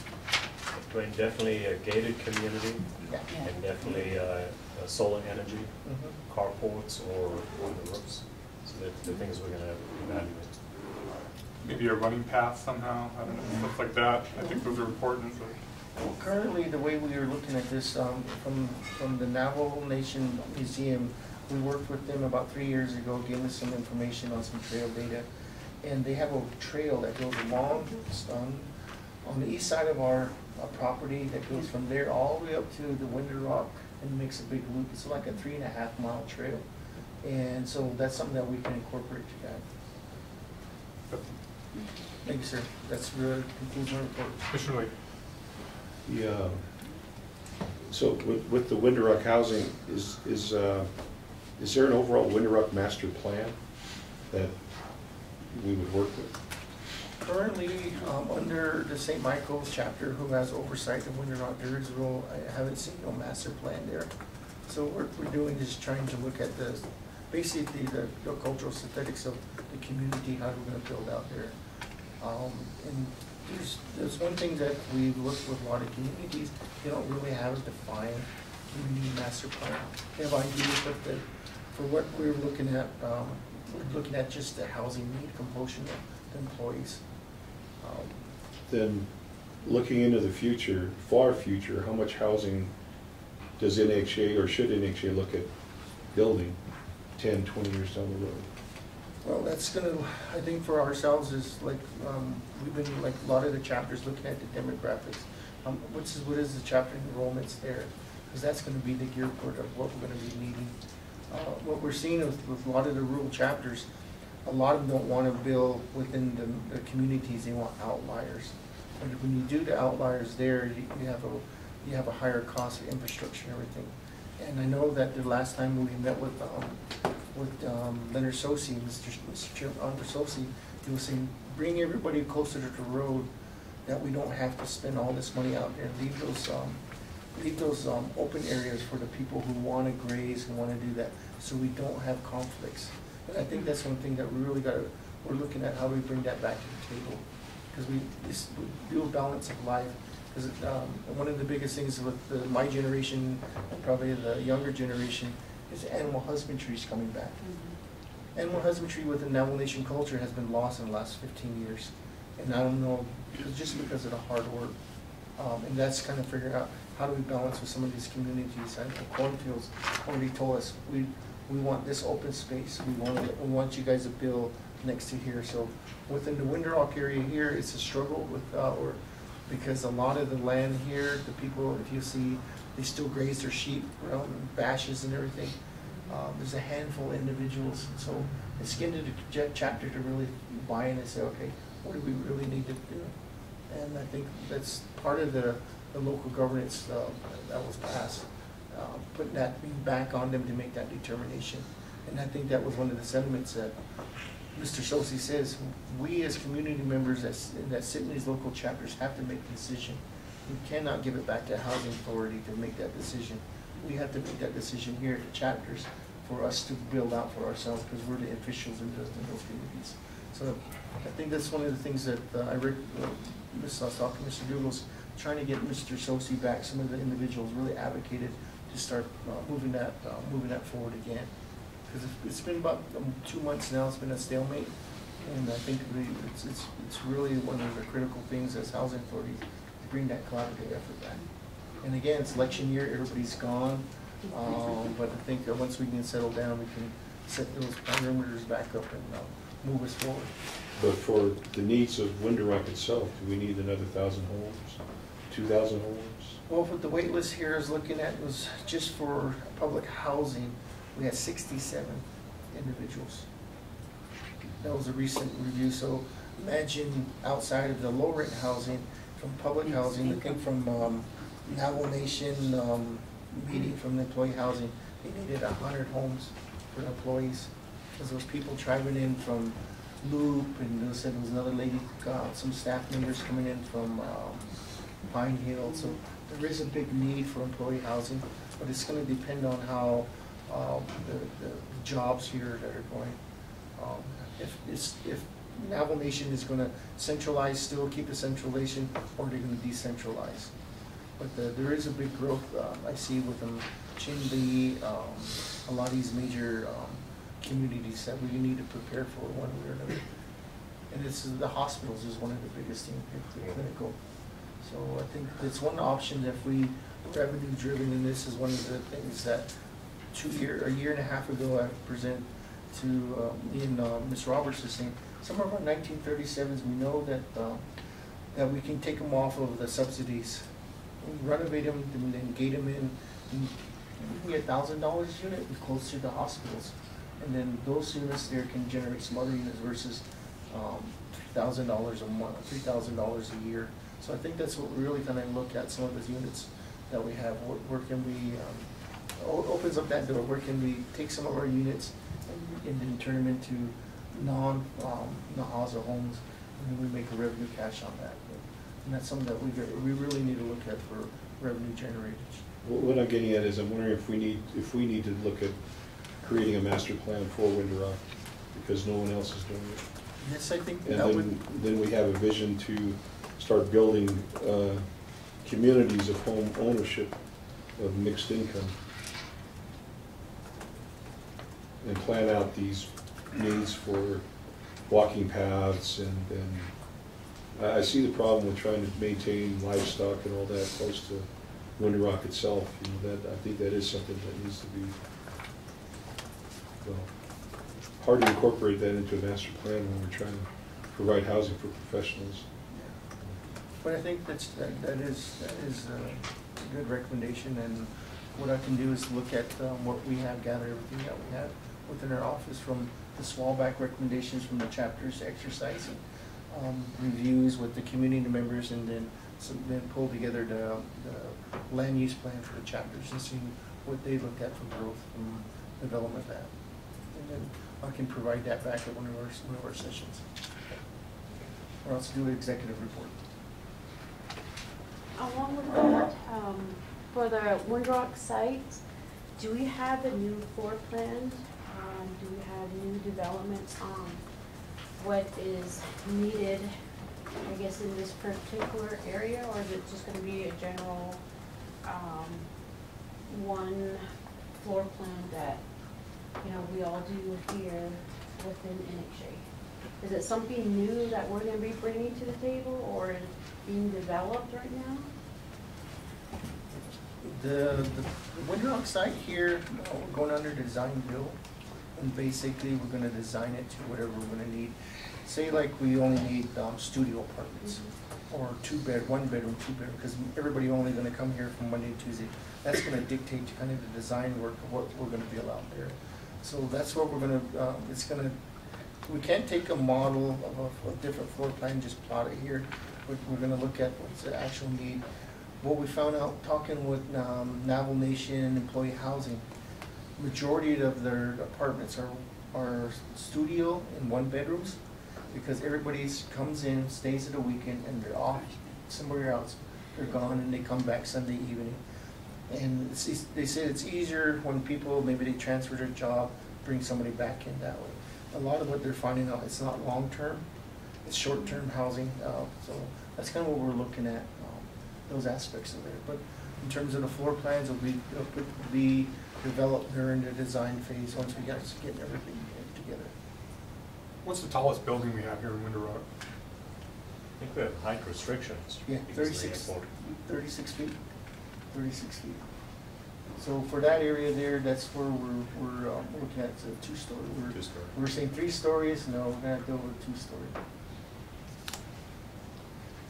Seems like it'd be a lot easier to go up. If we're limited on space, especially here in the Window Rock area. Go 5, 6, 7 stories and have it like a nice apartment business type complex, put shops or something down the bottom for something like that. And then on top of that, if we did something big, here in the Window Rock area, potentially bring in like one of the higher end cell towers at the top and run free Wi-Fi for the community. I mean, just as a kind of forward thinking, like how are we going to best serve the community? And if you had, pretend you have 5 of those in every major, let's say the major Navajo Nation towns, that kind of service. I mean, you could do shops on the bottom floor, NHA building or office space on the 2nd floor, and then 3rd floor and above, have mixed income type apartments, or just employee type housing that we rent out, and that's a cash flow deal coming in. And on top of that, take part of that cash flow, set the internet Wi-Fi up, and broadcast it out. I mean, that's one of our biggest issues right now, is that nobody wants to put the money into the infrastructure. My understanding is they have one of those really fast internet lines running. I think there's one running like 19 miles away from like Tuba City and Cameron area that we're not taking advantage of. We could tap into those things. I'm sure there's ones over here in this area, but we have the ability as NHA to start bringing people together, different projects. And I think that, I mean, if we're dealing with height restrictions, yeah, we're dealing with buildable space, why not go up? But take that elevation and be able to, take advantage of the height there and provide a community service. Commissioner Lee at some point talked about trying to bring in a library for the community in a way that helps, we do job training there. I mean, these are ideas that other people could do too, and we can get partners on that, but I think we need to lead the charge, because we have the ability to bring people in on these other organizations in here. We can lead the charge, but I think it's important that we take advantage of that. No one's going to say, oh, you can't build that high. It's like, no, we can just say, look, this is how high we can make it, and this is all the things we can do if we go that high. And I understand we got an international airport here in Window Rock, and that's why we're having to keep it at 36 feet, but let's go ahead and let's get some changes. Let's advocate for that. The other thing I'm going to say about that, we've got to get these statistics down. I mean, if we have to make the investment, and this is me talking to the board, but I think if we can make that investment into tracking the statistics and knowing where the growth is, we're not going to have that issue where people go, well, we built all these houses, no one's living in them, because we built in the wrong spot. And I'm guessing, but I would just put it out there. They probably didn't even look. They said, well, it feels pretty good in the gut, let's just roll with it. And they didn't do it. And they just said, run with it, and we're going to build all these houses. We need real hard data. I know that's hard to come by. I'm not saying that, like, just go get it. We're going to have to start creating these data points to decide this is where economic growth is. On top of that, we're fighting the ACS, the American Community Survey. We have this data. We can go back it'll be a lot easier to go back and challenge underreporting that's hurting our funding levels, because we know that we have, the ACS is going to make us underreport. If we have that data ourselves, we can also provide that as a community resource and say, look, in the same manner that we do the GIS, and we can share that information with the chapters, we just say, look, we're going to invest in statistics. We believe it's important, because how are you going to have economic growth and development and housing to match with that if you don't even know where the housing and economic development is? It's something to think about. I'm not saying,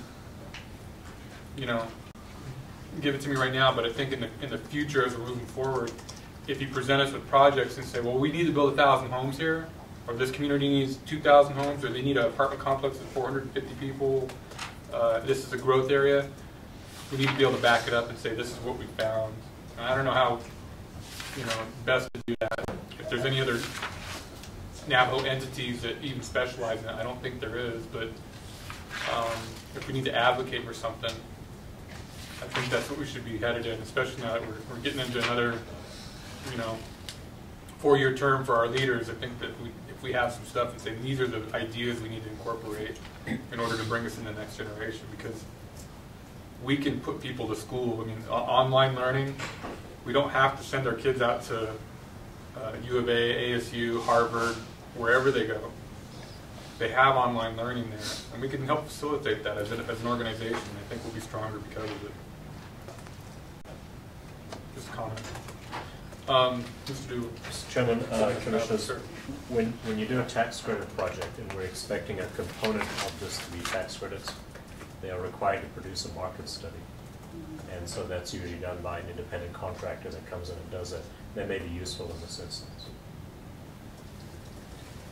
Madam Chair, the free. Yeah, thank you, Mr. Chair. I'd be interested in having this work start. The analysis, the study, and even looking at the land that's already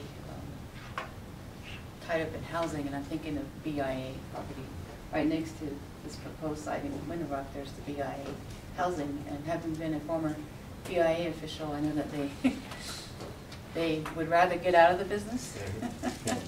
And when they give you the land, it comes with it all the environmental issues and stuff. But there's BIA property across Navajo, and along with that, there's other property out there tied up in different land status. But there's real estate out there on Navajo. I think we should find it, and that in order to do that, we need the effort. So, by directive or by?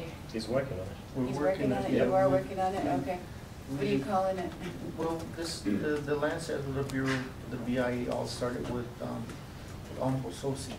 We brought in Simone from BIA and brought in Mike Colonna, and he says, I'm tired of hearing no more land. Give me all the land that's out there. So we've gotten that. Mike Colonna is supposed to, because they're the Navajo Nation, they do the requests on behalf of us to BIA, then they'll transfer it. So we've gotten several different portions of land. So we have the Tohatchee portion, we have some Nasty, Peace Naspa. So now it's looking at taking that statistics now, looking at what is the needs out there. Can these lands that we get support what we have? We have some in Chin Lee, with that old dormitory out there. So we've actually taken a part of that to develop the new Chin Lee office complex. So there's a lot more that we're kind of rolling through, and it's just we got to keep that, and that's where that roundtable discussion that we had was really interacting, bringing in the individuals that we never knew about. There was some of the stuff out there until everybody started talking about it. So that's something that we need to implement this coming month in November, is that bring everybody back in again, and then at least we can plan those things out. Gives us vital information, because a lot of times nobody doesn't want to publicly give you that information until you're actually asked. So we're actually working through that. The Tohatchee one is, we looked at that. They have all the water well data there. They have all the sites kind of already leveled out. So it's pretty much you can come back and there's I think it was 75 acres. So you can come back and do a build-a-suit there. And that's something that, since Tohatchee is along the main corridor to Gallup, that's probably one of the biggest growth areas there. So that's some of the stuff that we're looking at and trying to figure out how to acquire that. Yeah. Okay. Well, that's good to hear. Maybe have some milestones so that the board can, maybe on a quarterly basis, until we actually see a product. But I would also be interested in. I know a couple of people in the St. Michael housing unit, children who acquired their parents' property, and nobody lives in it, and they'd be interested in selling. I think that we need to go into our own property to see what might be out there, because I know they're there. And let's see what we can do about that. Yeah, we had, for the St. Michael's area, we had several individuals come to us trying to sell their home. After some research, we found out USDA that originally built those homes still owns the lease on there, so we have to working with Navajo Land Department. How can USDA terminate that lease there, so then the individuals who have those, like our collateral assignment, or not collateral assignment, our conveyance, give those properties back to them, and then they can do whatever they want. So, yeah, we've had several individuals come to our office already, trying to sell some of their properties. Yeah, these are in our, north of there, Yeah, in our own properties, there are folks there yeah, that so, have, the- oh, sorry, I'm sorry. yeah, the homeowners right there, right below the water tank. So I imagine they're out there for all our property. Mr. Lee? During my visit out to Hajili, I saw there was an issue out there with the surveyed corner of our property, and the result of that being in an unknown status, there's a drainage issue out there with a retaining wall that was also constructed. I'm wondering where things stand with that. I need to touch base with Michael, just give background on the street. The property was originally under private ownership, and the Acoma tribe bought all that property around Tahajali Band land. And after they purchased that land, the BLM remonumented all of the monumentation, moved it over roughly about 8 feet, I think it was. So when they moved the monumentation over so many feet, it changed the property boundaries. So the property boundary that ACO now has is actually, I believe, like 6 feet into NHA's property. That portion of land is managed by Tahajali as a band land, so the chapter was working with them, trying to readjust that with BLM. But I'll touch base with Michael and see what because he was working with that, with the chapter, trying to resolve those issues. And this is probably about 6 years ago, 7 years ago. Longer than that. Something like, yeah, so anyway, that's kind of where we came up. The original tree that was a marker, somebody cut it down for firewood, because on the drawings, on the drawings from BLM, they still use it as a monumentation. So it's so something that we're working on, Michael's working on trying to get that together. Because we do have a major drainage issue behind that.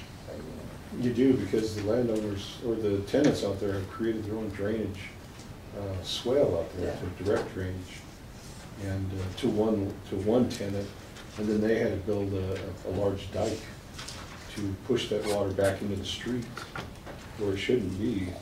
The drainage was going to continue along the edge of the property to the south corner and then discharge sheet flow across land to the south. But now it goes into the subdivision and then goes down the street to the south.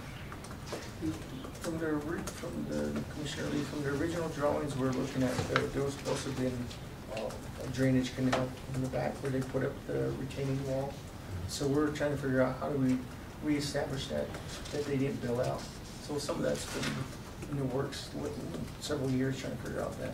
But the land status part is the one thing that we really need to address. I can tell you, with the change in these storms that we're getting, we're getting more intense storms. But, I know you know this, and because of that, we're getting larger effects on the storm drainage side. And I also like to know more about what's been done up in Tuba City area with the drainage canal up there that had to be cleaned out.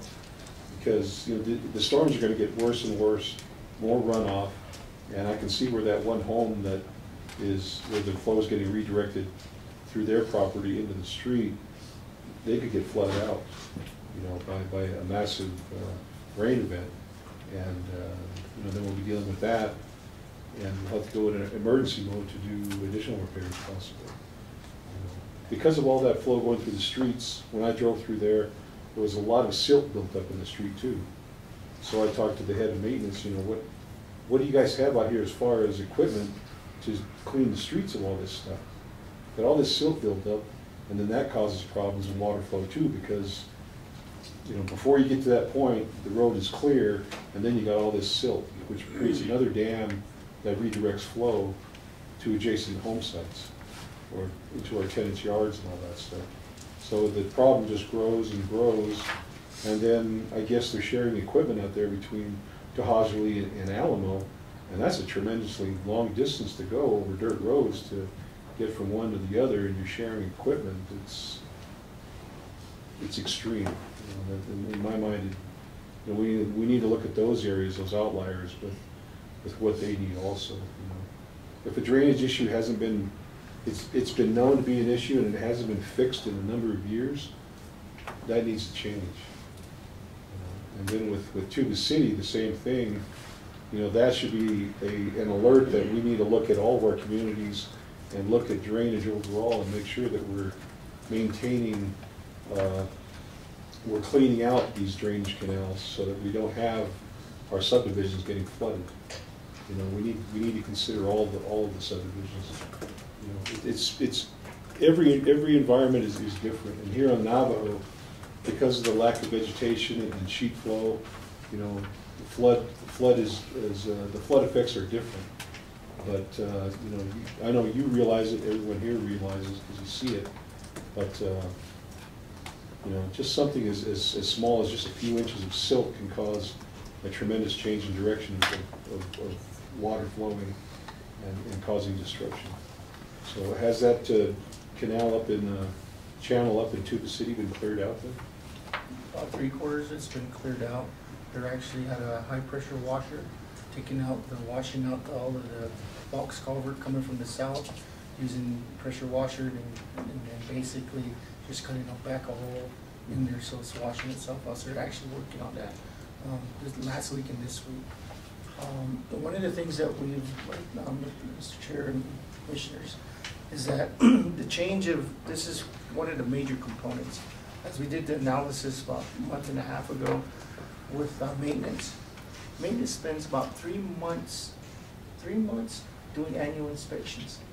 So when you still got 3 months of annual inspection work, and that's where the work orders, they don't have that time.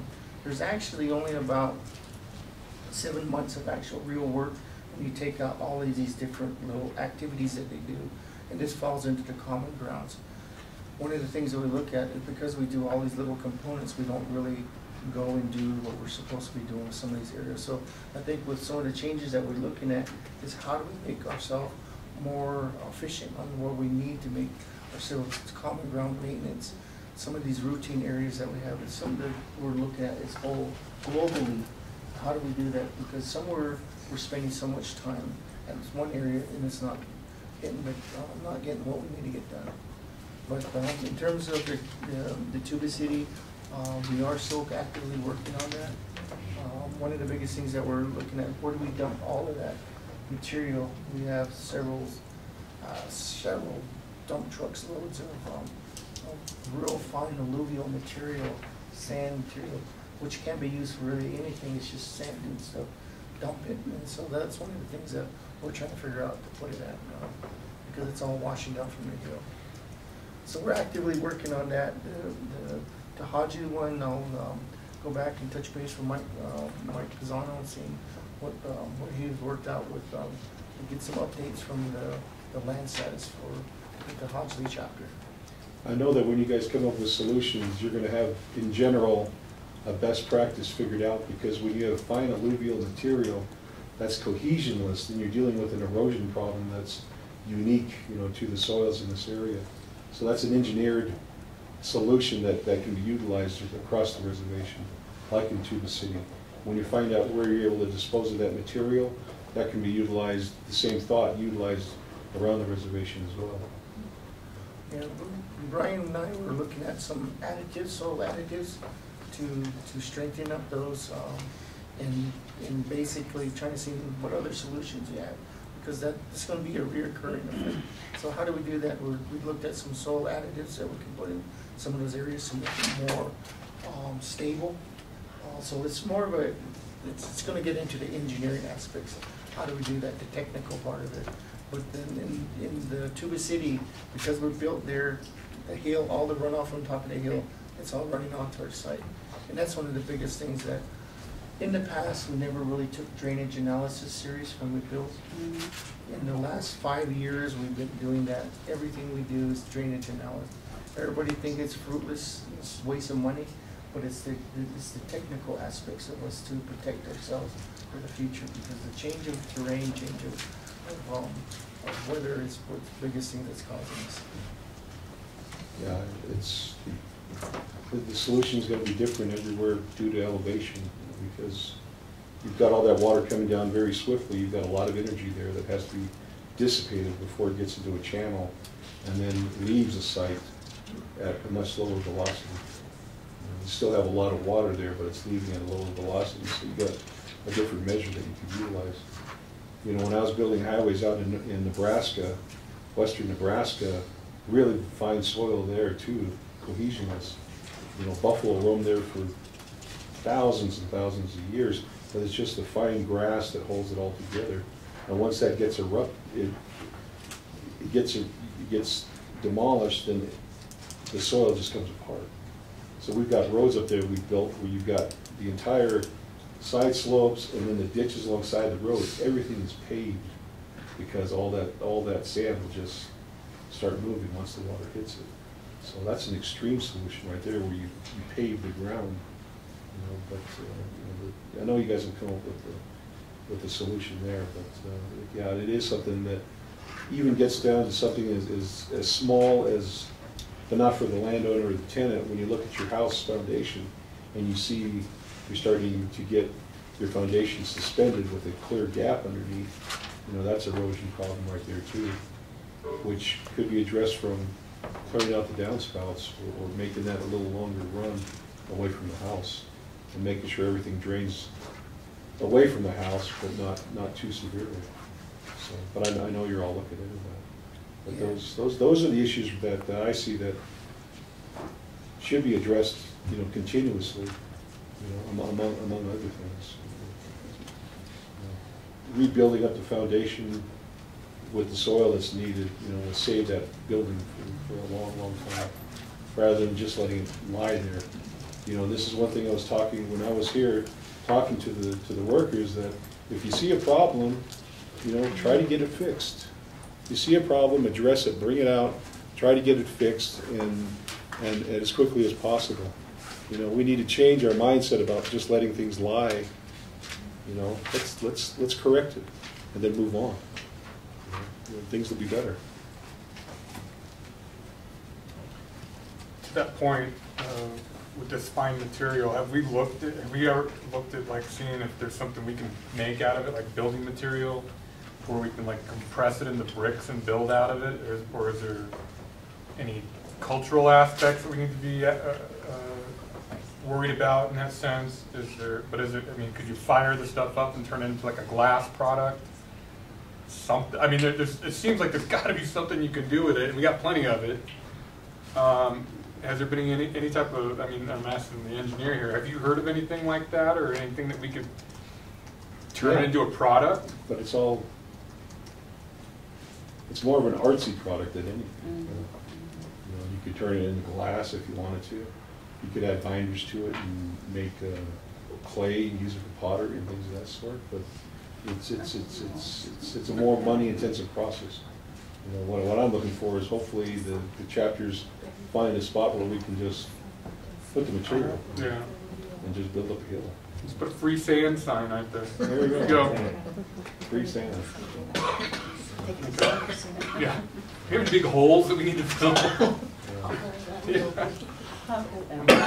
Well, that brings me to that point. So what's going on there?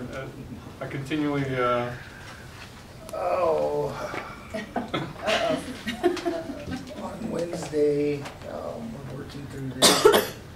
We were informed that BIA has nothing to do with that because it's in our lease area. So we submitted all our paperwork, contractors, to start doing board testing.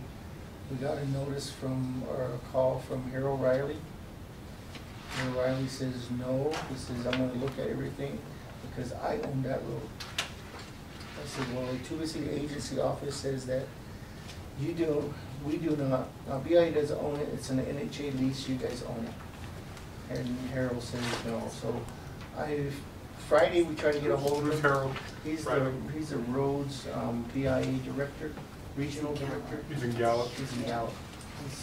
There's only 3 individuals in Gallup, so we're. Oh wow. So we made a reach out with Mr. Honorable Otto Soap. I need him to help me, go with me to the regional director and say, okay, yes, we have a master lease. Yes, this is it. We want to build it. We want to fix it and give it back to you because it's in our lease. And so Mr. So is supposed to do a reach out for us and set a meeting. So once that happens, then me and Craig can march over there with Mr. So and see if we get this thing resolved. But we have everything in place. They actually, the contractor's ready to, was purchasing the materials. And it was just getting them to say this is the, because of the roadway, just submitting the permit saying this is what we're gonna be doing out there. This is the material specification. But then Harold says no. So we got the field staff saying, go ahead, bill it from Tuba City. But the regional director says no. So it's a meeting that we're gonna have to. The 29th is when we're gonna have that meeting. 29. I wanna push it up though. I gotta push it up. So that's why I got Mr. So involved. So at least he's there to advocate for us. What kind of communication do you have with the chapters? With the chapter, just with Auto Soap, we sent him an email requesting his services. Okay. What I've heard is that, that there's individuals from the community trying to fix it at this point. And I don't know how that impacts your plans, but I think that maybe one solution is also to communicate directly with the chapter. Yeah, yesterday after we made contact with Mr. Stowe, there was a Valma Brigade. She just works with the chapter. So she gave me a call and I told her that what we're trying to do. And she says that there's some individuals there buying course material, A/B, and then patching the holes. So I told her, I said, well, let me work with Mr. Stowe, see what we can get what we can get done on this side, and then move forward. But I told her that let us work on our end, and we'll relay that back through Mr. So, since he's the leader from the chapter. So, and this doesn't have to do with this particular project, but in general, I'll just ask so we can kind of get it out there. Why would the BIA want to impede us from fixing a road? Well, what we've found out through Mr. Riley is that the BIA, that road there is under the Bureau of Indian Affairs road inventory, meaning that they get money, subsidy money to maintain, to operate that road system there. It's similar to what Navajo Nation has their own inventory, or Apache County. So they get funding to maintain that road. So by us now, him saying encroaching on that, we're doing jobs for them. And Funding. it's all about funding. You can't fix that road because I have the funding to fix it, but it's not being fixed and it hasn't been fixed for the last X amount of years. Is that what you're telling me, right? Funding goes to his salary. Well, I think that that's something that we need to address at a higher level than even the Riley aspect. I mean, I think that we need to say, look, if you're getting funding for these things and you're going to try and impede us, then fix it. Otherwise, we're just going to fix it. And what are you going to do, sue us for fixing the road? I mean, I don't get it. I mean, it drives me nuts that we're sitting here and they're trying to say don't build that road because we have funds to fix it, but we're not going to fix it. It seems like we need to elevate this above Mr. Riley's area and go on to the aspects of self-determination at the BIA level and say, look, this is what we're dealing with. So I have also worked for the BIA for a very short amount of time, but they're actively trying to give everything to us. The Western Regional Office in Phoenix, I mean, it's just like areas where there's, where are all the people at? It's all 638 out, and we're trying to shrink and do all this stuff. I'm not buying it, I guess is what I'm saying. I don't buy that. And I think that... you go to the boss and you get them to authorize it. Yeah, just say, look... We'll pay for it, but, we know that you've got it in your inventory, you've got it in line somewhere as part of some future maintenance repair plan, but, that we can't wait that long. Yeah, and I think that's not even just that road. I mean, if they're doing this to us at any level, where they're saying, no, you can't fix that road because we have the funding to do it, but it needs to be fixed and they're not doing it, just say, look, we're fixing it. That's self-determination. That's say, look, the tribe is going to fix it. We don't have the time to sit here and wait. It costs money. It costs people's tires. their alignment, the suspension, the mental space of having a road sit there for 20 years. And that's not, like I said, this isn't just to the city area, it's all over. And there's a price that we're paying because people are worried about their funding. So I think that it's something to think about as far as elevating it and going above that and saying, look, we just want a blanket rule that says, look, if the road needs to be fixed, don't fight us on it. But that's my thoughts on it. Madam Chair. Yeah. So the Navajo Nation has indeed taken over the construction portion of that contract through a 638 process. And what's left is maintenance. So when they talk maintenance, it's just repairing the potholes. But in this case, we're doing more than that, right? Mm-hmm. So elevating it for sure. And I'm surprised that they give you something in writing at the regional or the agency office. Yeah, They did. The agency office was just verbal, and then basically the regional ones, they sent us, Harold sent us a letter. Yeah. So always something in writing, and it always gets elevated, especially if there's nothing in writing at the local level. So just a matter of process. Yeah, I'm sure. That was why we went through back the lease. And the lease says, in our lease says we'll maintain everything. So we utilized the lease as, well, okay, we have this portion of land. We said we're gonna maintain the roads, maintain the system. So that's how we use that portion after they told us so. But the analogy at the end is that, you know, that road is ours. So we're gonna address it quickly. That's why I called Mr. So in, which he'll set up with the regional director, and then Craig will go in. Is there a legal analysis since we have a lease? It seems like we also state that as well. It's my first time really hearing about it, but I'm just skeptical on why the BIA, I mean, yeah, they get funds for it, but I just think there's something else to it. I'll have to look into it. Yeah. I bet something that's not right. I think anytime that like this is going to happen, I think if they're sitting there going, no, you can't build on it, and say, well, we're just going to start, and you want to come down, we'll have the news crews there, and you can put up and say, you can't fix this road if it's such an important issue. You know, if we're ready to go, the local community wants it, NHA is ready to do it, the contractors are in place. Well, I can put myself out and say, all right, well, we'll proceed and ask for forgiveness later. And then because if we utilize the lease packet, the leases that the Bureau of Affairs signed for us, that gives us authority to maintain that. And it could just be a misunderstanding from the person that, you know, Right. scared to change and they just don't want to say yes. And So let's see where I can get. Once we get that, I'll have Mr. Davis and update later in the week and see where we're sitting at and push that out. Good. So it's just pavement repair, that's it? You know, we're gonna do a whole, because the whole thing's gone. Yeah. It's upgrade. The potholes has undermined the base course, so when the water's running in on the top, it's actually going underneath the road, Yeah. and it's actually doing this. Because it's that real fine sand, the stability on there is not the best. So part of that, the whole evaluation, because of the way the hill comes down, we're actually gonna do some turnouts for the water to control it. So now the water just runs straight down there, and there's a little dip. That water just ponds up there.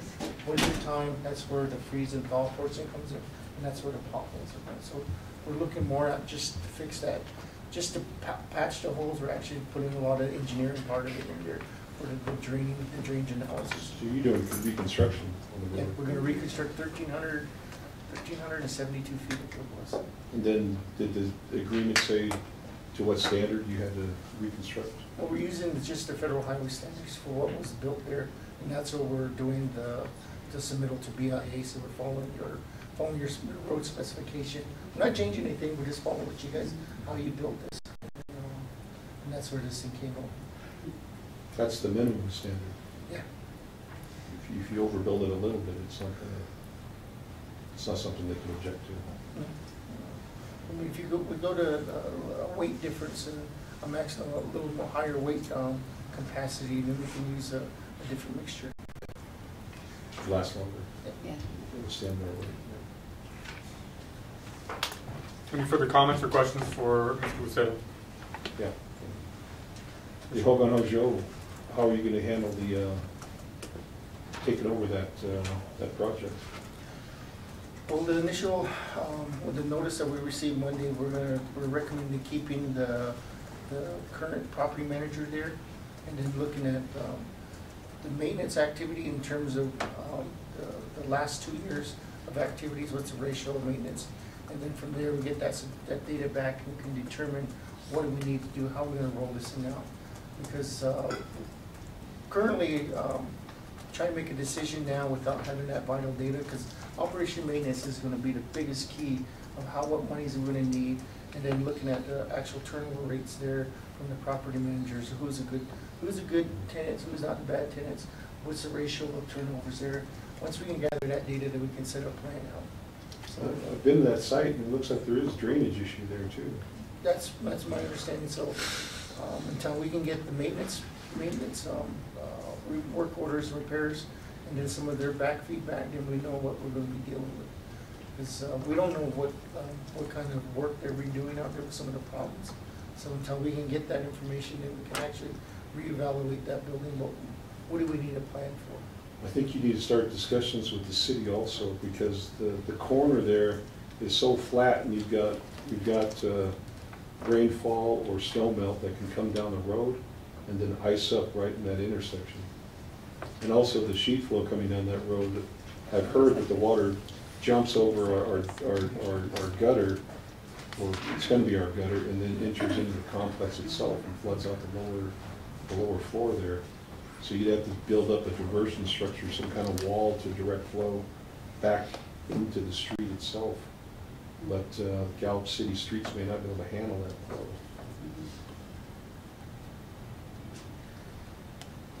Could get complicated. Yeah, so we're taking this with all energy and just gathering the data. This is what we want. We asked for copies of the design and construction documents and all of the evaluations there. So, because that will help us gear what we'll be up against and kind of plan out for the project. I see some new drainage inlets in the system there. Yeah, we'll set Brian out there, and he's our water flow man. Brian has a hydrology and engineering background. Any further comments or questions? I just have a question. Sure. During these projects, as they're progressing, as they're being completed, does NHA go out and monitor, or do they follow up with the contractor to make sure that everything that is in the contract is completed and everything is approved by NHA, or? With the modernization, the general contractors, a step of, we have the punch list, the final inspections that we do. Within the modernization project, we have a third party individual comes in, they generate the punch list, they look at those, and then we have the project manager that comes in for the quality aspects of those punch lists. Because the code inspection that we do is just for code, the lighting, then the project managers will come in and do the actual quality of work, the painting, and there's carpeting, whatever. They'll do that, and then once those things are done, then they go into the actual the payment process. But if those are not done, then we basically require them to fix those punch lists. Under the maintenance part of it, with our contracts that we have, it's a different process versus the modernization. They actually have the field people there at the maintenance level doing evaluations of there. And understanding too, this understanding that the way the previous leadership on the maintenance part, they only had certain elements to repair, because the critical thing on that area, what I'm finding out, they wanted the people occupied, those units occupied, because some of those units were 4 or 5 years old or even longer. So the maintenance part was just fixing that, and then understanding from what I understand from the documentation is that somewhere a field staff would repair some of the smaller items that the contractor wasn't going to do. So that was from my point of view, it was adding more cost to the project. it wasn't being done. So that's why we terminated the contracts on it. But with the construction part of it, for modernization, new development, we have code inspection, then we have the quality inspection, then we have the punch list generation and the verification before the acceptance. Then at the time, this is the third part of the evaluation, when we do a memorandum of occupancy, where the contractor, the architect, the project manager, and the housing director, they all go through that. There was one last time.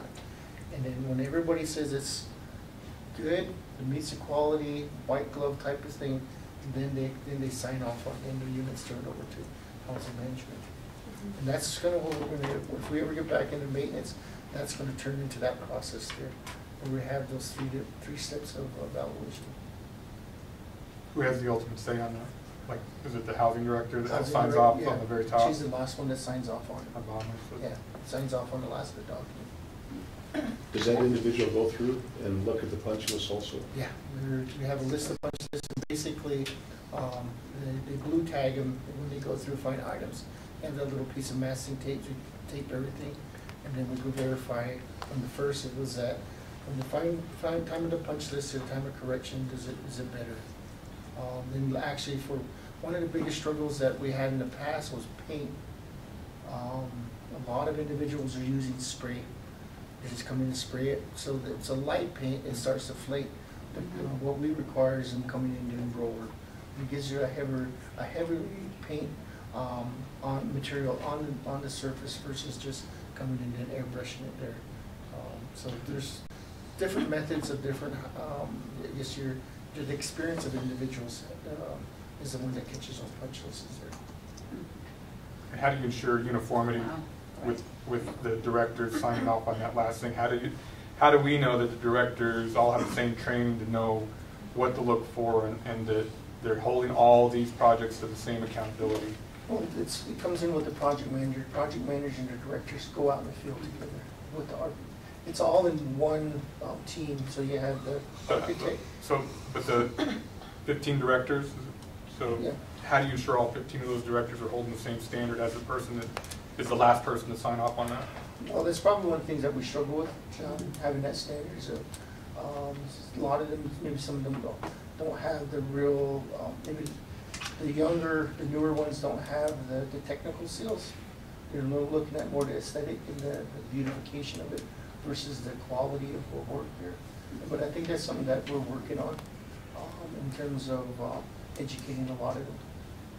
I'd like to hear a plan on how you do that. How are you going to get that uniformity that we need? Because in many ways, I've seen it. You got contractors that water down the paint. They come in here and they'll spray it, and it's a very thin coat, and you're back in there not too long after that. I know that from the rental aspect of it, that you don't use the right paint or you're watering it down. I can make 5 gallons out of 3 gallons of paint, you know, and it will hold up for a bit, but all of a sudden you get back in there and you maybe get some dirt on you, wipe off. That's when you find out you only got a little bit of paint on there. Well, even before that, you got to clean the wall too. Yeah. If you're cooking a lot of fry bread in there, right. That grease goes somewhere. That's true. You know, and the paint's not going to stick. You got to get the TPS on the walls and make sure it's scrubbed correctly. Primer on the stuff that needs primer. There's a lot of technical aspects that, if you don't understand that, if the QC aspects, we got to make sure that if the directors are the last people to sign off on the project, that they have the technical training to know where to look for potential shortcuts or shortcomings of the product or the work.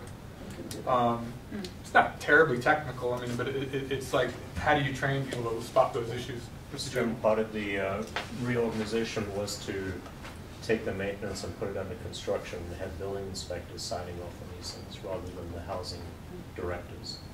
So keep the housing directors and the housing staff in the occupancy and keep the construction and maintenance in the technical construction services division. That's how we were trying to deal with that. Okay. Something to think about.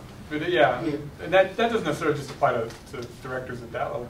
Anytime we have a process like that, that's how we're going to get uniformity. And I think there has to be some cross-training done too. Yeah.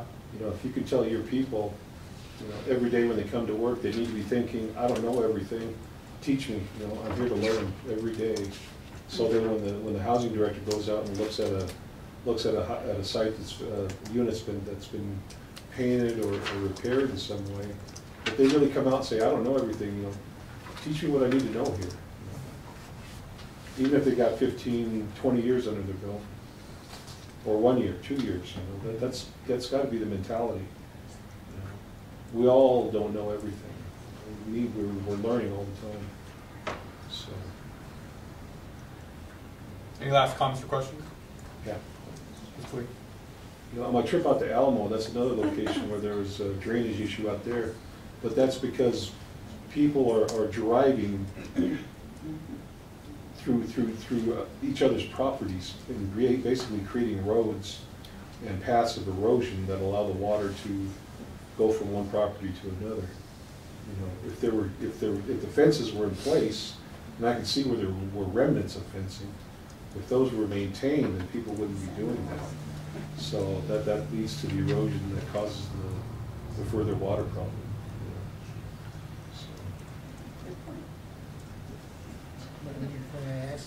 Well, Mr. Chair, under our crime prevention, we do have fencing in there, so we are fencing off. But one of the biggest struggles that we get for some of our clients is that you guys are not allowing me to park in my backyard, not allowing. So we're getting a little bit of resistance, but we are fencing off, property, just to secure the property and to keep the property clean, because as individuals, we have a tendency to keep abandoned vehicles, other items that's not appropriate there. So we're in that initiative now. So we do have money set up every year to do the fencing portion, so it's just getting that motion. It's only been the last probably 3 years we're really actively doing the fencing portion of it. But it is true, because that controls a lot of the traffic in behind the houses. Cornfield's a fine example.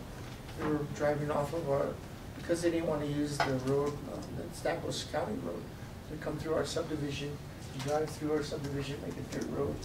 Well, over the last course of several years, what happened? Water started coming down that 2-track road right into our subdivision, so we ended up fencing that thing off and didn't allow anybody to go through. So we do have initiatives to do the fencing under the crime prevention. And if they persist, you know, you can put up barriers there. Drop in a concrete barrier, 4 foot tall.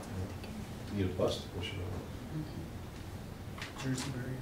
Yeah, Jersey barrier. Not only that, along that line, we also have maintenance still driving right along the homes. So when I look down, you'll see a straight tire all the way down, you know, the lots, to where, you know, there's a road just a couple of feet that they could, you know, they should be driving on, but yet they're right. I don't know for what reason that they just go right in front of the homes, like right on their, I mean, that's still an issue. So I don't know if it's our maintenance or in our HUA, but as you look down, you'll see that tire track all the way down the housing units. So I don't know if you want to mention that again. Or, Yeah, they make roads. So Collect their data. Just hook up your truck and they collect electrical. It might be NQA. Yeah. I think it's NQA. They have those readers they put on their readers. So, and then all the water meters and electrical are on, they call it a ASAP or something. So that they drive by those things and then Instead of getting out to read. Yeah, to read the meters, just yeah, the data goes in there. Okay.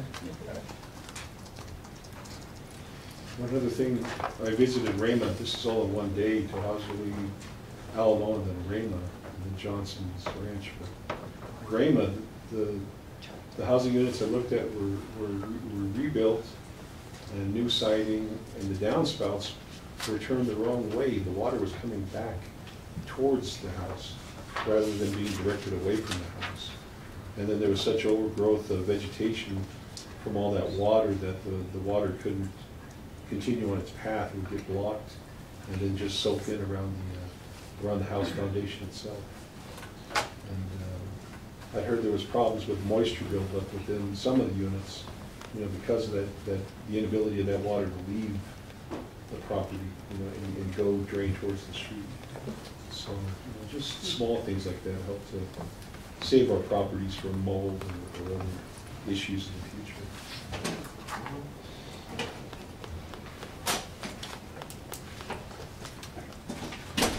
Are we ready to let them off the hot seat? Really good? I'm ready. Getting close to lunch, okay. Let's go ahead and bring up, we got the admin report with Ms. Cook. Okay. Do you want me to move that? Yeah, if you would, please. That way we can make sure people on the phone can hear you.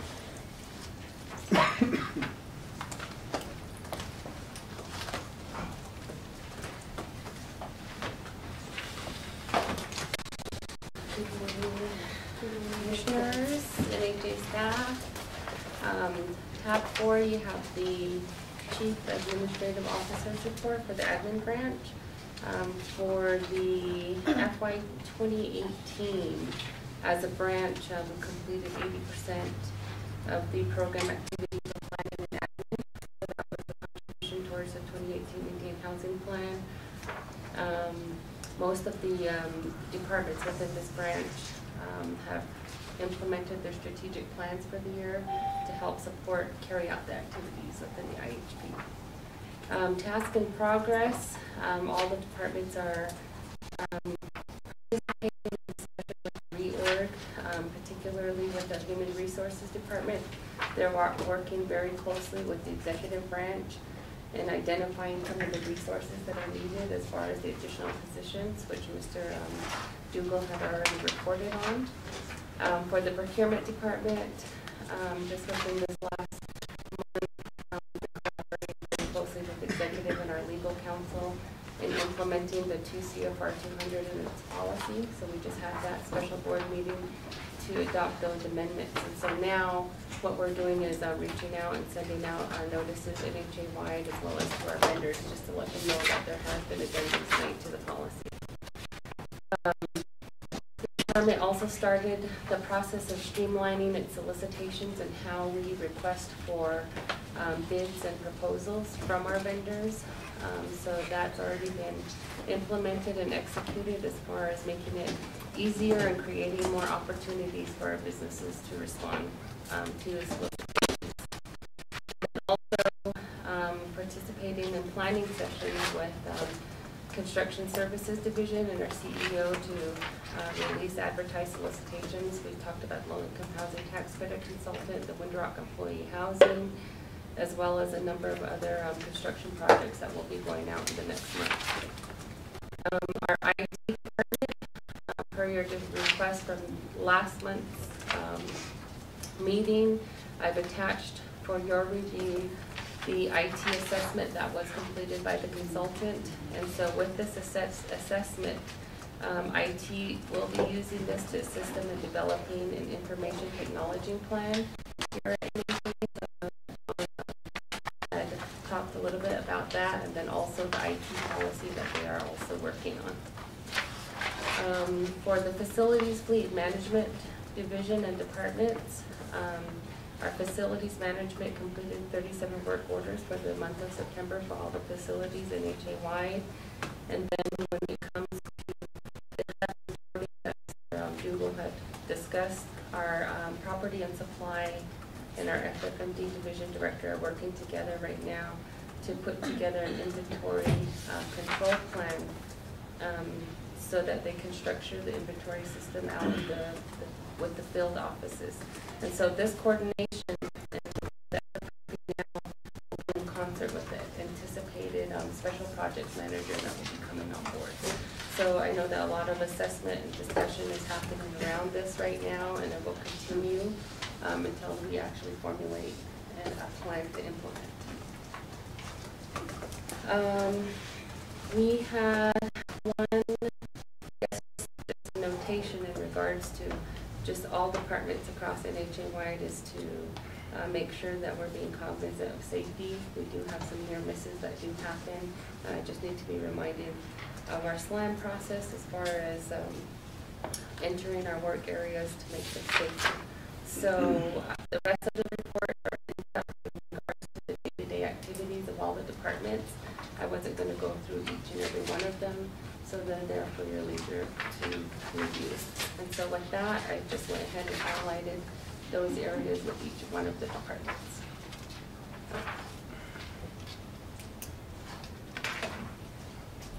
Thank you, Carrie. So I have a question about the assessment. What is your assessment from the report? In looking at and reviewing that particular report, it looked like they had just assessed the IT. To me, just looking at it, it was the IT department. I didn't really see anything in regards to how we made corrections to some of the solutions that were needed in regards to different software at NHA.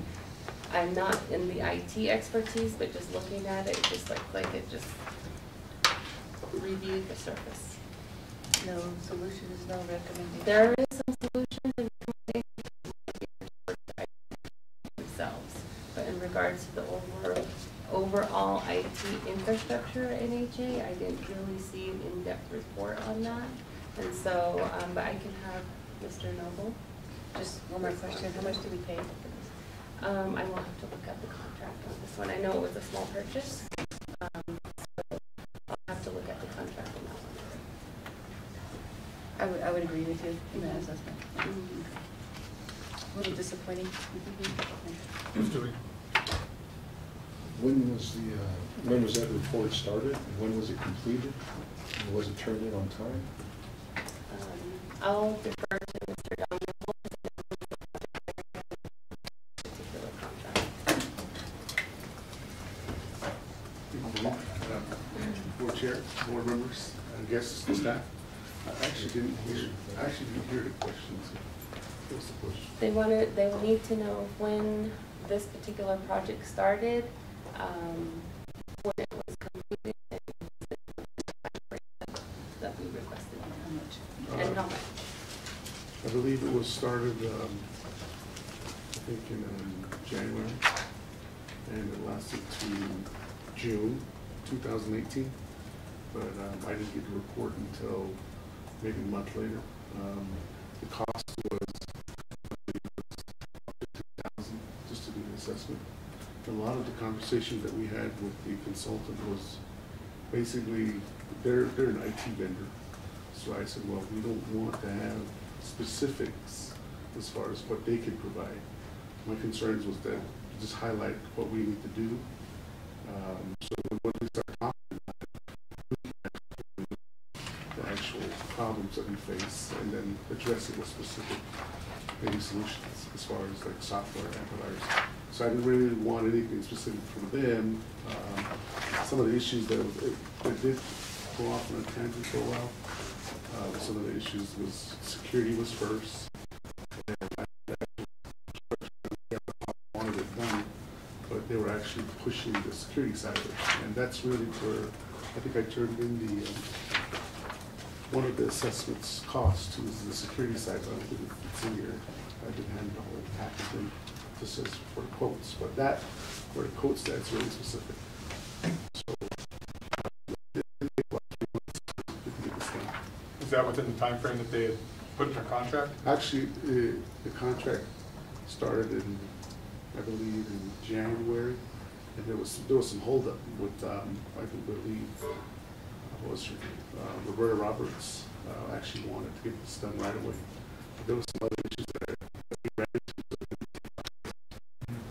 But it should have been done by January, but it started in January. It started in January, and it should have been done in January, Yeah. but it took till June, and get a report a month later. Yeah. Okay. When was it supposed to start? When was it supposed to start? It was brought on, I believe, it was kind of a push. My issue was they just wanted security done. Mr. Roberts wanted the security assessment, but in my plans, I had the whole assessment for all the infrastructure and everything else. So I said I would rather institute everything than just one. When was the previous plan? You had a plan prior to this, when was that done? I turned that was a 5-year plan that I turned in about 3 years ago. And this is the 3rd year I created the objectives to do an assessment. We'll see where we're at and how we're doing.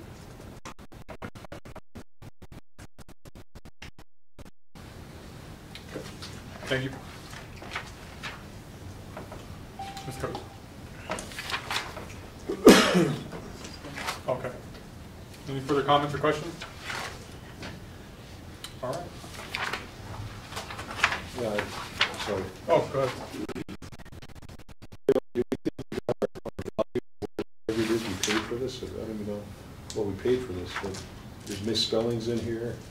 It's I don't know. As Mr. Noble stated, it was a $15,000 contract, but I think vendor performance is going to be an issue on this one when we're taking a look at the overall in regards to this particular project to make those determinations.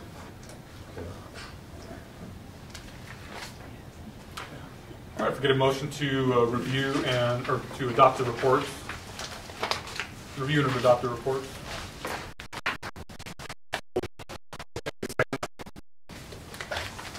Second. Okay, it's motioned by Commissioner Lee, seconded by Commissioner Begay to review and adopt the reports. All those in favor say aye. Aye. Aye. Aye. Those opposed say nay. Ayes have it, you have it so ordered. And take a quick break for lunch and then probably go into executive session.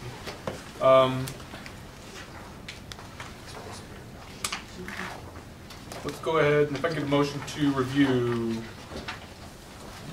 if I could probably do review and approve or review. It's up to whoever makes the motion. Second. Okay, its motion is to review and approve resolution NHA 4847-2018, approving the Navajo Housing Authority transfer of its interest in homes and recommending to the Navajo Nation President the assignment and leasehold interest to home buyers of the Mutual Help Home Ownership Program, Rough Rock AZ 12-53-1, Arizona AZ 12-90, 902, and 11, Loop, Arizona 8712-95, 1, Bitter Springs, Arizona AZ 12-99, 1, Cottonwood, Arizona AZ 12100, 1, 106-603, 1, Fort Defiance, Arizona, AZ 12-108, 801, 1, Mini Farms, Arizona, AZ 12-111, 1, Cottonwood, Arizona, AZ 12-116, 1,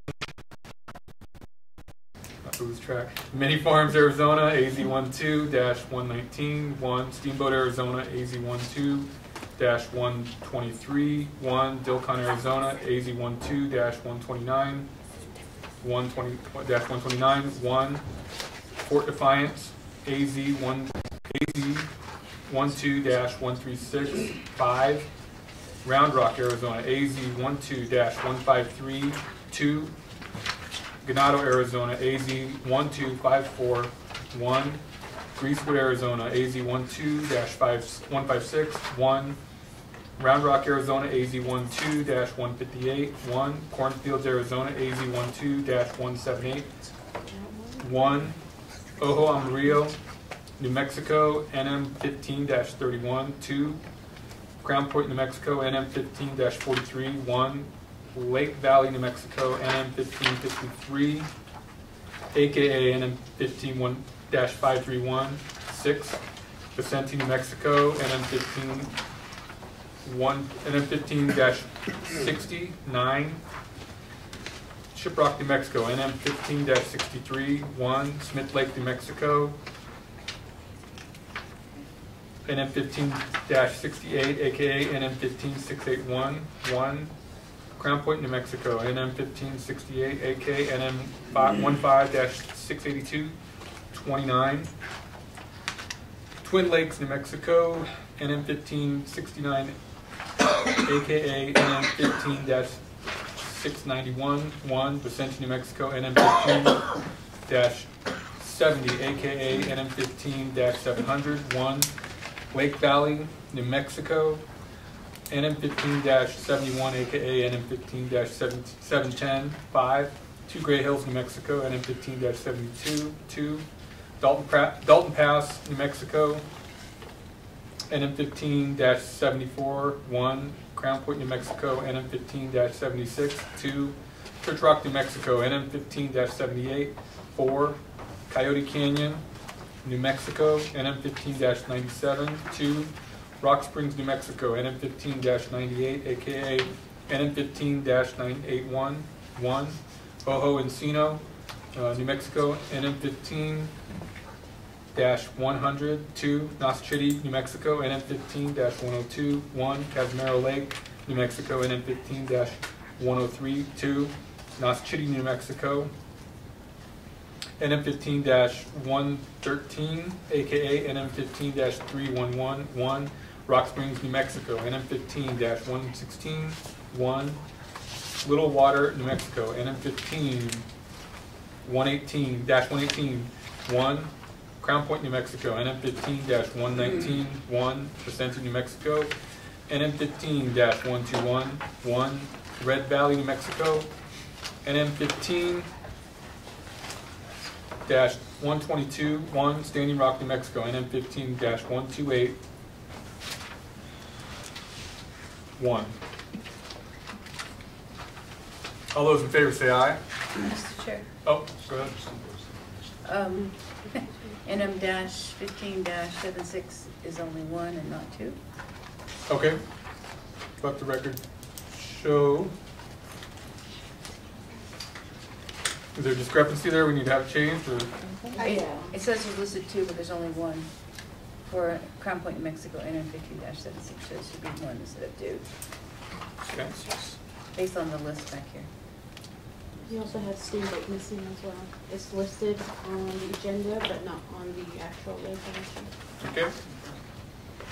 Staff, what do you want to do?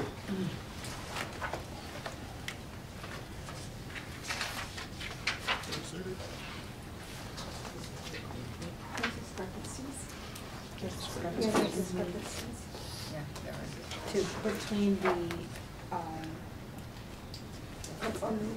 what's on the agenda, I think is the problem. So what's on the resolution is correct. That's correct. But let me verify when she's talking about Steamboat. Which one did you mention, Commissioner It's the Begay? AZ 12-123.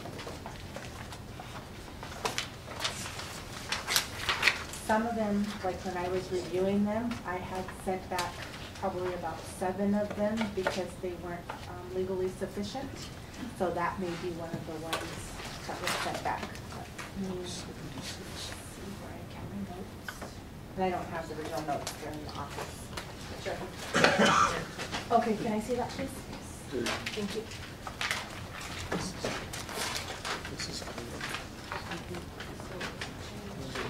It's not listed. I know the resolution is correct, but I just don't know where the numbers are. I don't know who typed out the ones on the agenda. I just don't know that. So I'm thinking that maybe.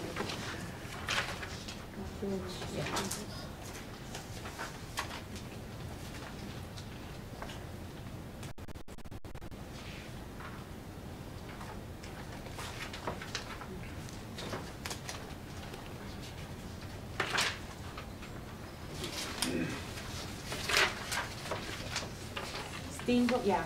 So AZ 12-123 Steamboat, Arizona.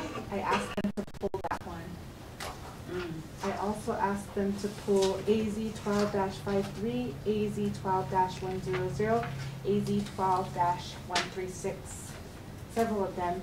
So apparently they didn't pull it off the agenda, but the resolution is correct. So I apologize, but we may have to strike those ones on the record or reread all of the numbers off the resolution. Without those.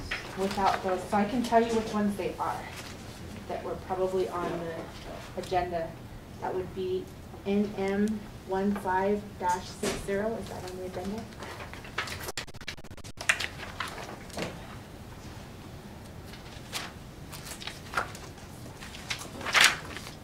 No. Okay, so I asked them to pull that one. I asked them to pull NM 15 dash 60 is the same one, number 23. I guess that would be NM 15. How do they number them? Because these are all the same. These are all 60 projects. Okay. So the names. So we'll just read the amount, how many? So there's how many 9 to- here.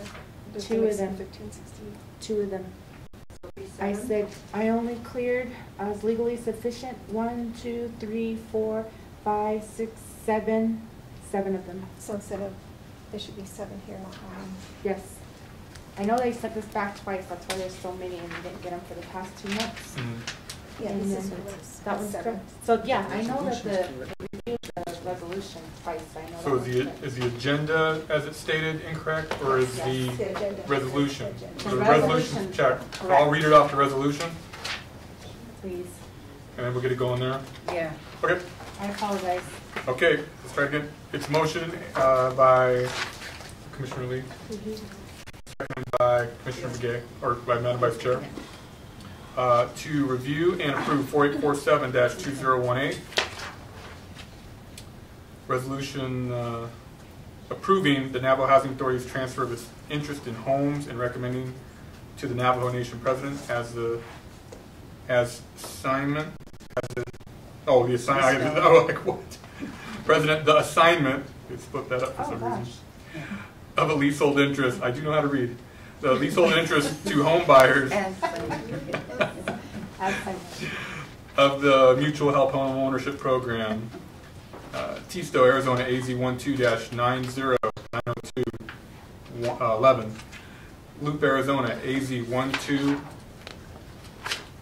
12-95-1, Bitter Springs, Arizona, AZ 12-991, Tonalea, Arizona, AZ 12-106-603-1, Fort Defiance, Arizona, AZ 12-108-801-1, Mini Farms, Arizona, AZ 12-111-1, Cottonwood, Arizona, AZ 12-116-1, Many Farms, Arizona, AZ 12-119-1, Dilcon, Arizona, AZ 12-129-1, Fort Defiance, Arizona, AZ 12-136-4, Round Rock, Arizona, AZ 12-153-2, Ganado, Arizona, AZ 12-154-1, Greasewood, Arizona, AZ 12-156-1, Round Rock, Arizona, AZ 12-158-1, Cornfields, Arizona, AZ 12-178-1, Ojo Rio, New Mexico, NM 15-31-2, Crown Point, New Mexico, NM 15-43-1, Lake Valley, New Mexico, NM 15-53, aka NM 15-531-6, Vicente, New Mexico, NM 15-607, Shiprock, New Mexico, NM 15-631, Smith Lake, New Mexico, NM 15-68, aka NM 15-681-1, Crown Point, New Mexico, NM 15-68, aka NM 15-682-28. Twin Lakes, New Mexico, NM 15-69, aka NM 15-691-1.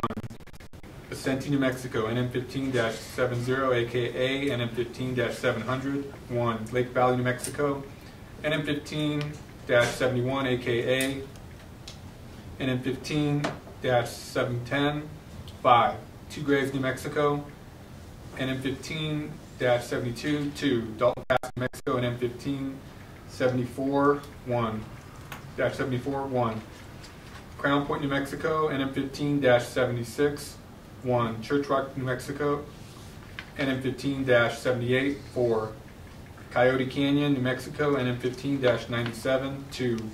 Rock Springs, New Mexico, NM15-98, aka NM15-981. 1. Ojo Encino, New Mexico, NM15-100. 2. North City, New Mexico, NM15-102. 1. Casimiro Lake, New Mexico, NM15-103. 1. North City, New Mexico, NM15-113, aka NM15-311. 1. Rock Springs, New Mexico, NM15-116. 1. Little Water, New Mexico, NM15-118. 1. Crown Point, New Mexico, NM15-119. 1. Vicente, New Mexico, NM15-121. 1. Red Valley, New Mexico, NM15-122. 1. Standing Rock, New Mexico, NM15-128. 1. All those in favor say aye. Aye. Aye. Aye. Who's supposed to say nay? Aye. Yeah, better not say nay. Motion passes. Congratulations to everybody on the list. We want to make sure we got it right, so Thank you. thank you for bearing with us. All right, on to the second resolution. I'll leave it up to the person that motions if they want to review and approve or just review. I don't know about the Mr. Chair, motion to review and approve NHA-4848-2018. Okay, can I get a second? Second. Okay, it's motion and second to review and approve NHA Resolution NHA 4848-2018, approving the NHA release of collateral assignment of home site lease for participation in mutual help home ownership program for Greasewood, AZ12-180. 1. Chinle, Arizona, AZ12-193. 1. Lukachukai, AZ12-152. 1. Pinedale, New Mexico, NM15-312. 1. All those in favor say aye. Aye. Aye. Those opposed say nay. Ayes have it, do have it, so ordered. Congratulations to those folks as well. We're moving on to item number 7. Before we get into that, let's go ahead and take let's do a 20-minute lunch break, please. We'll go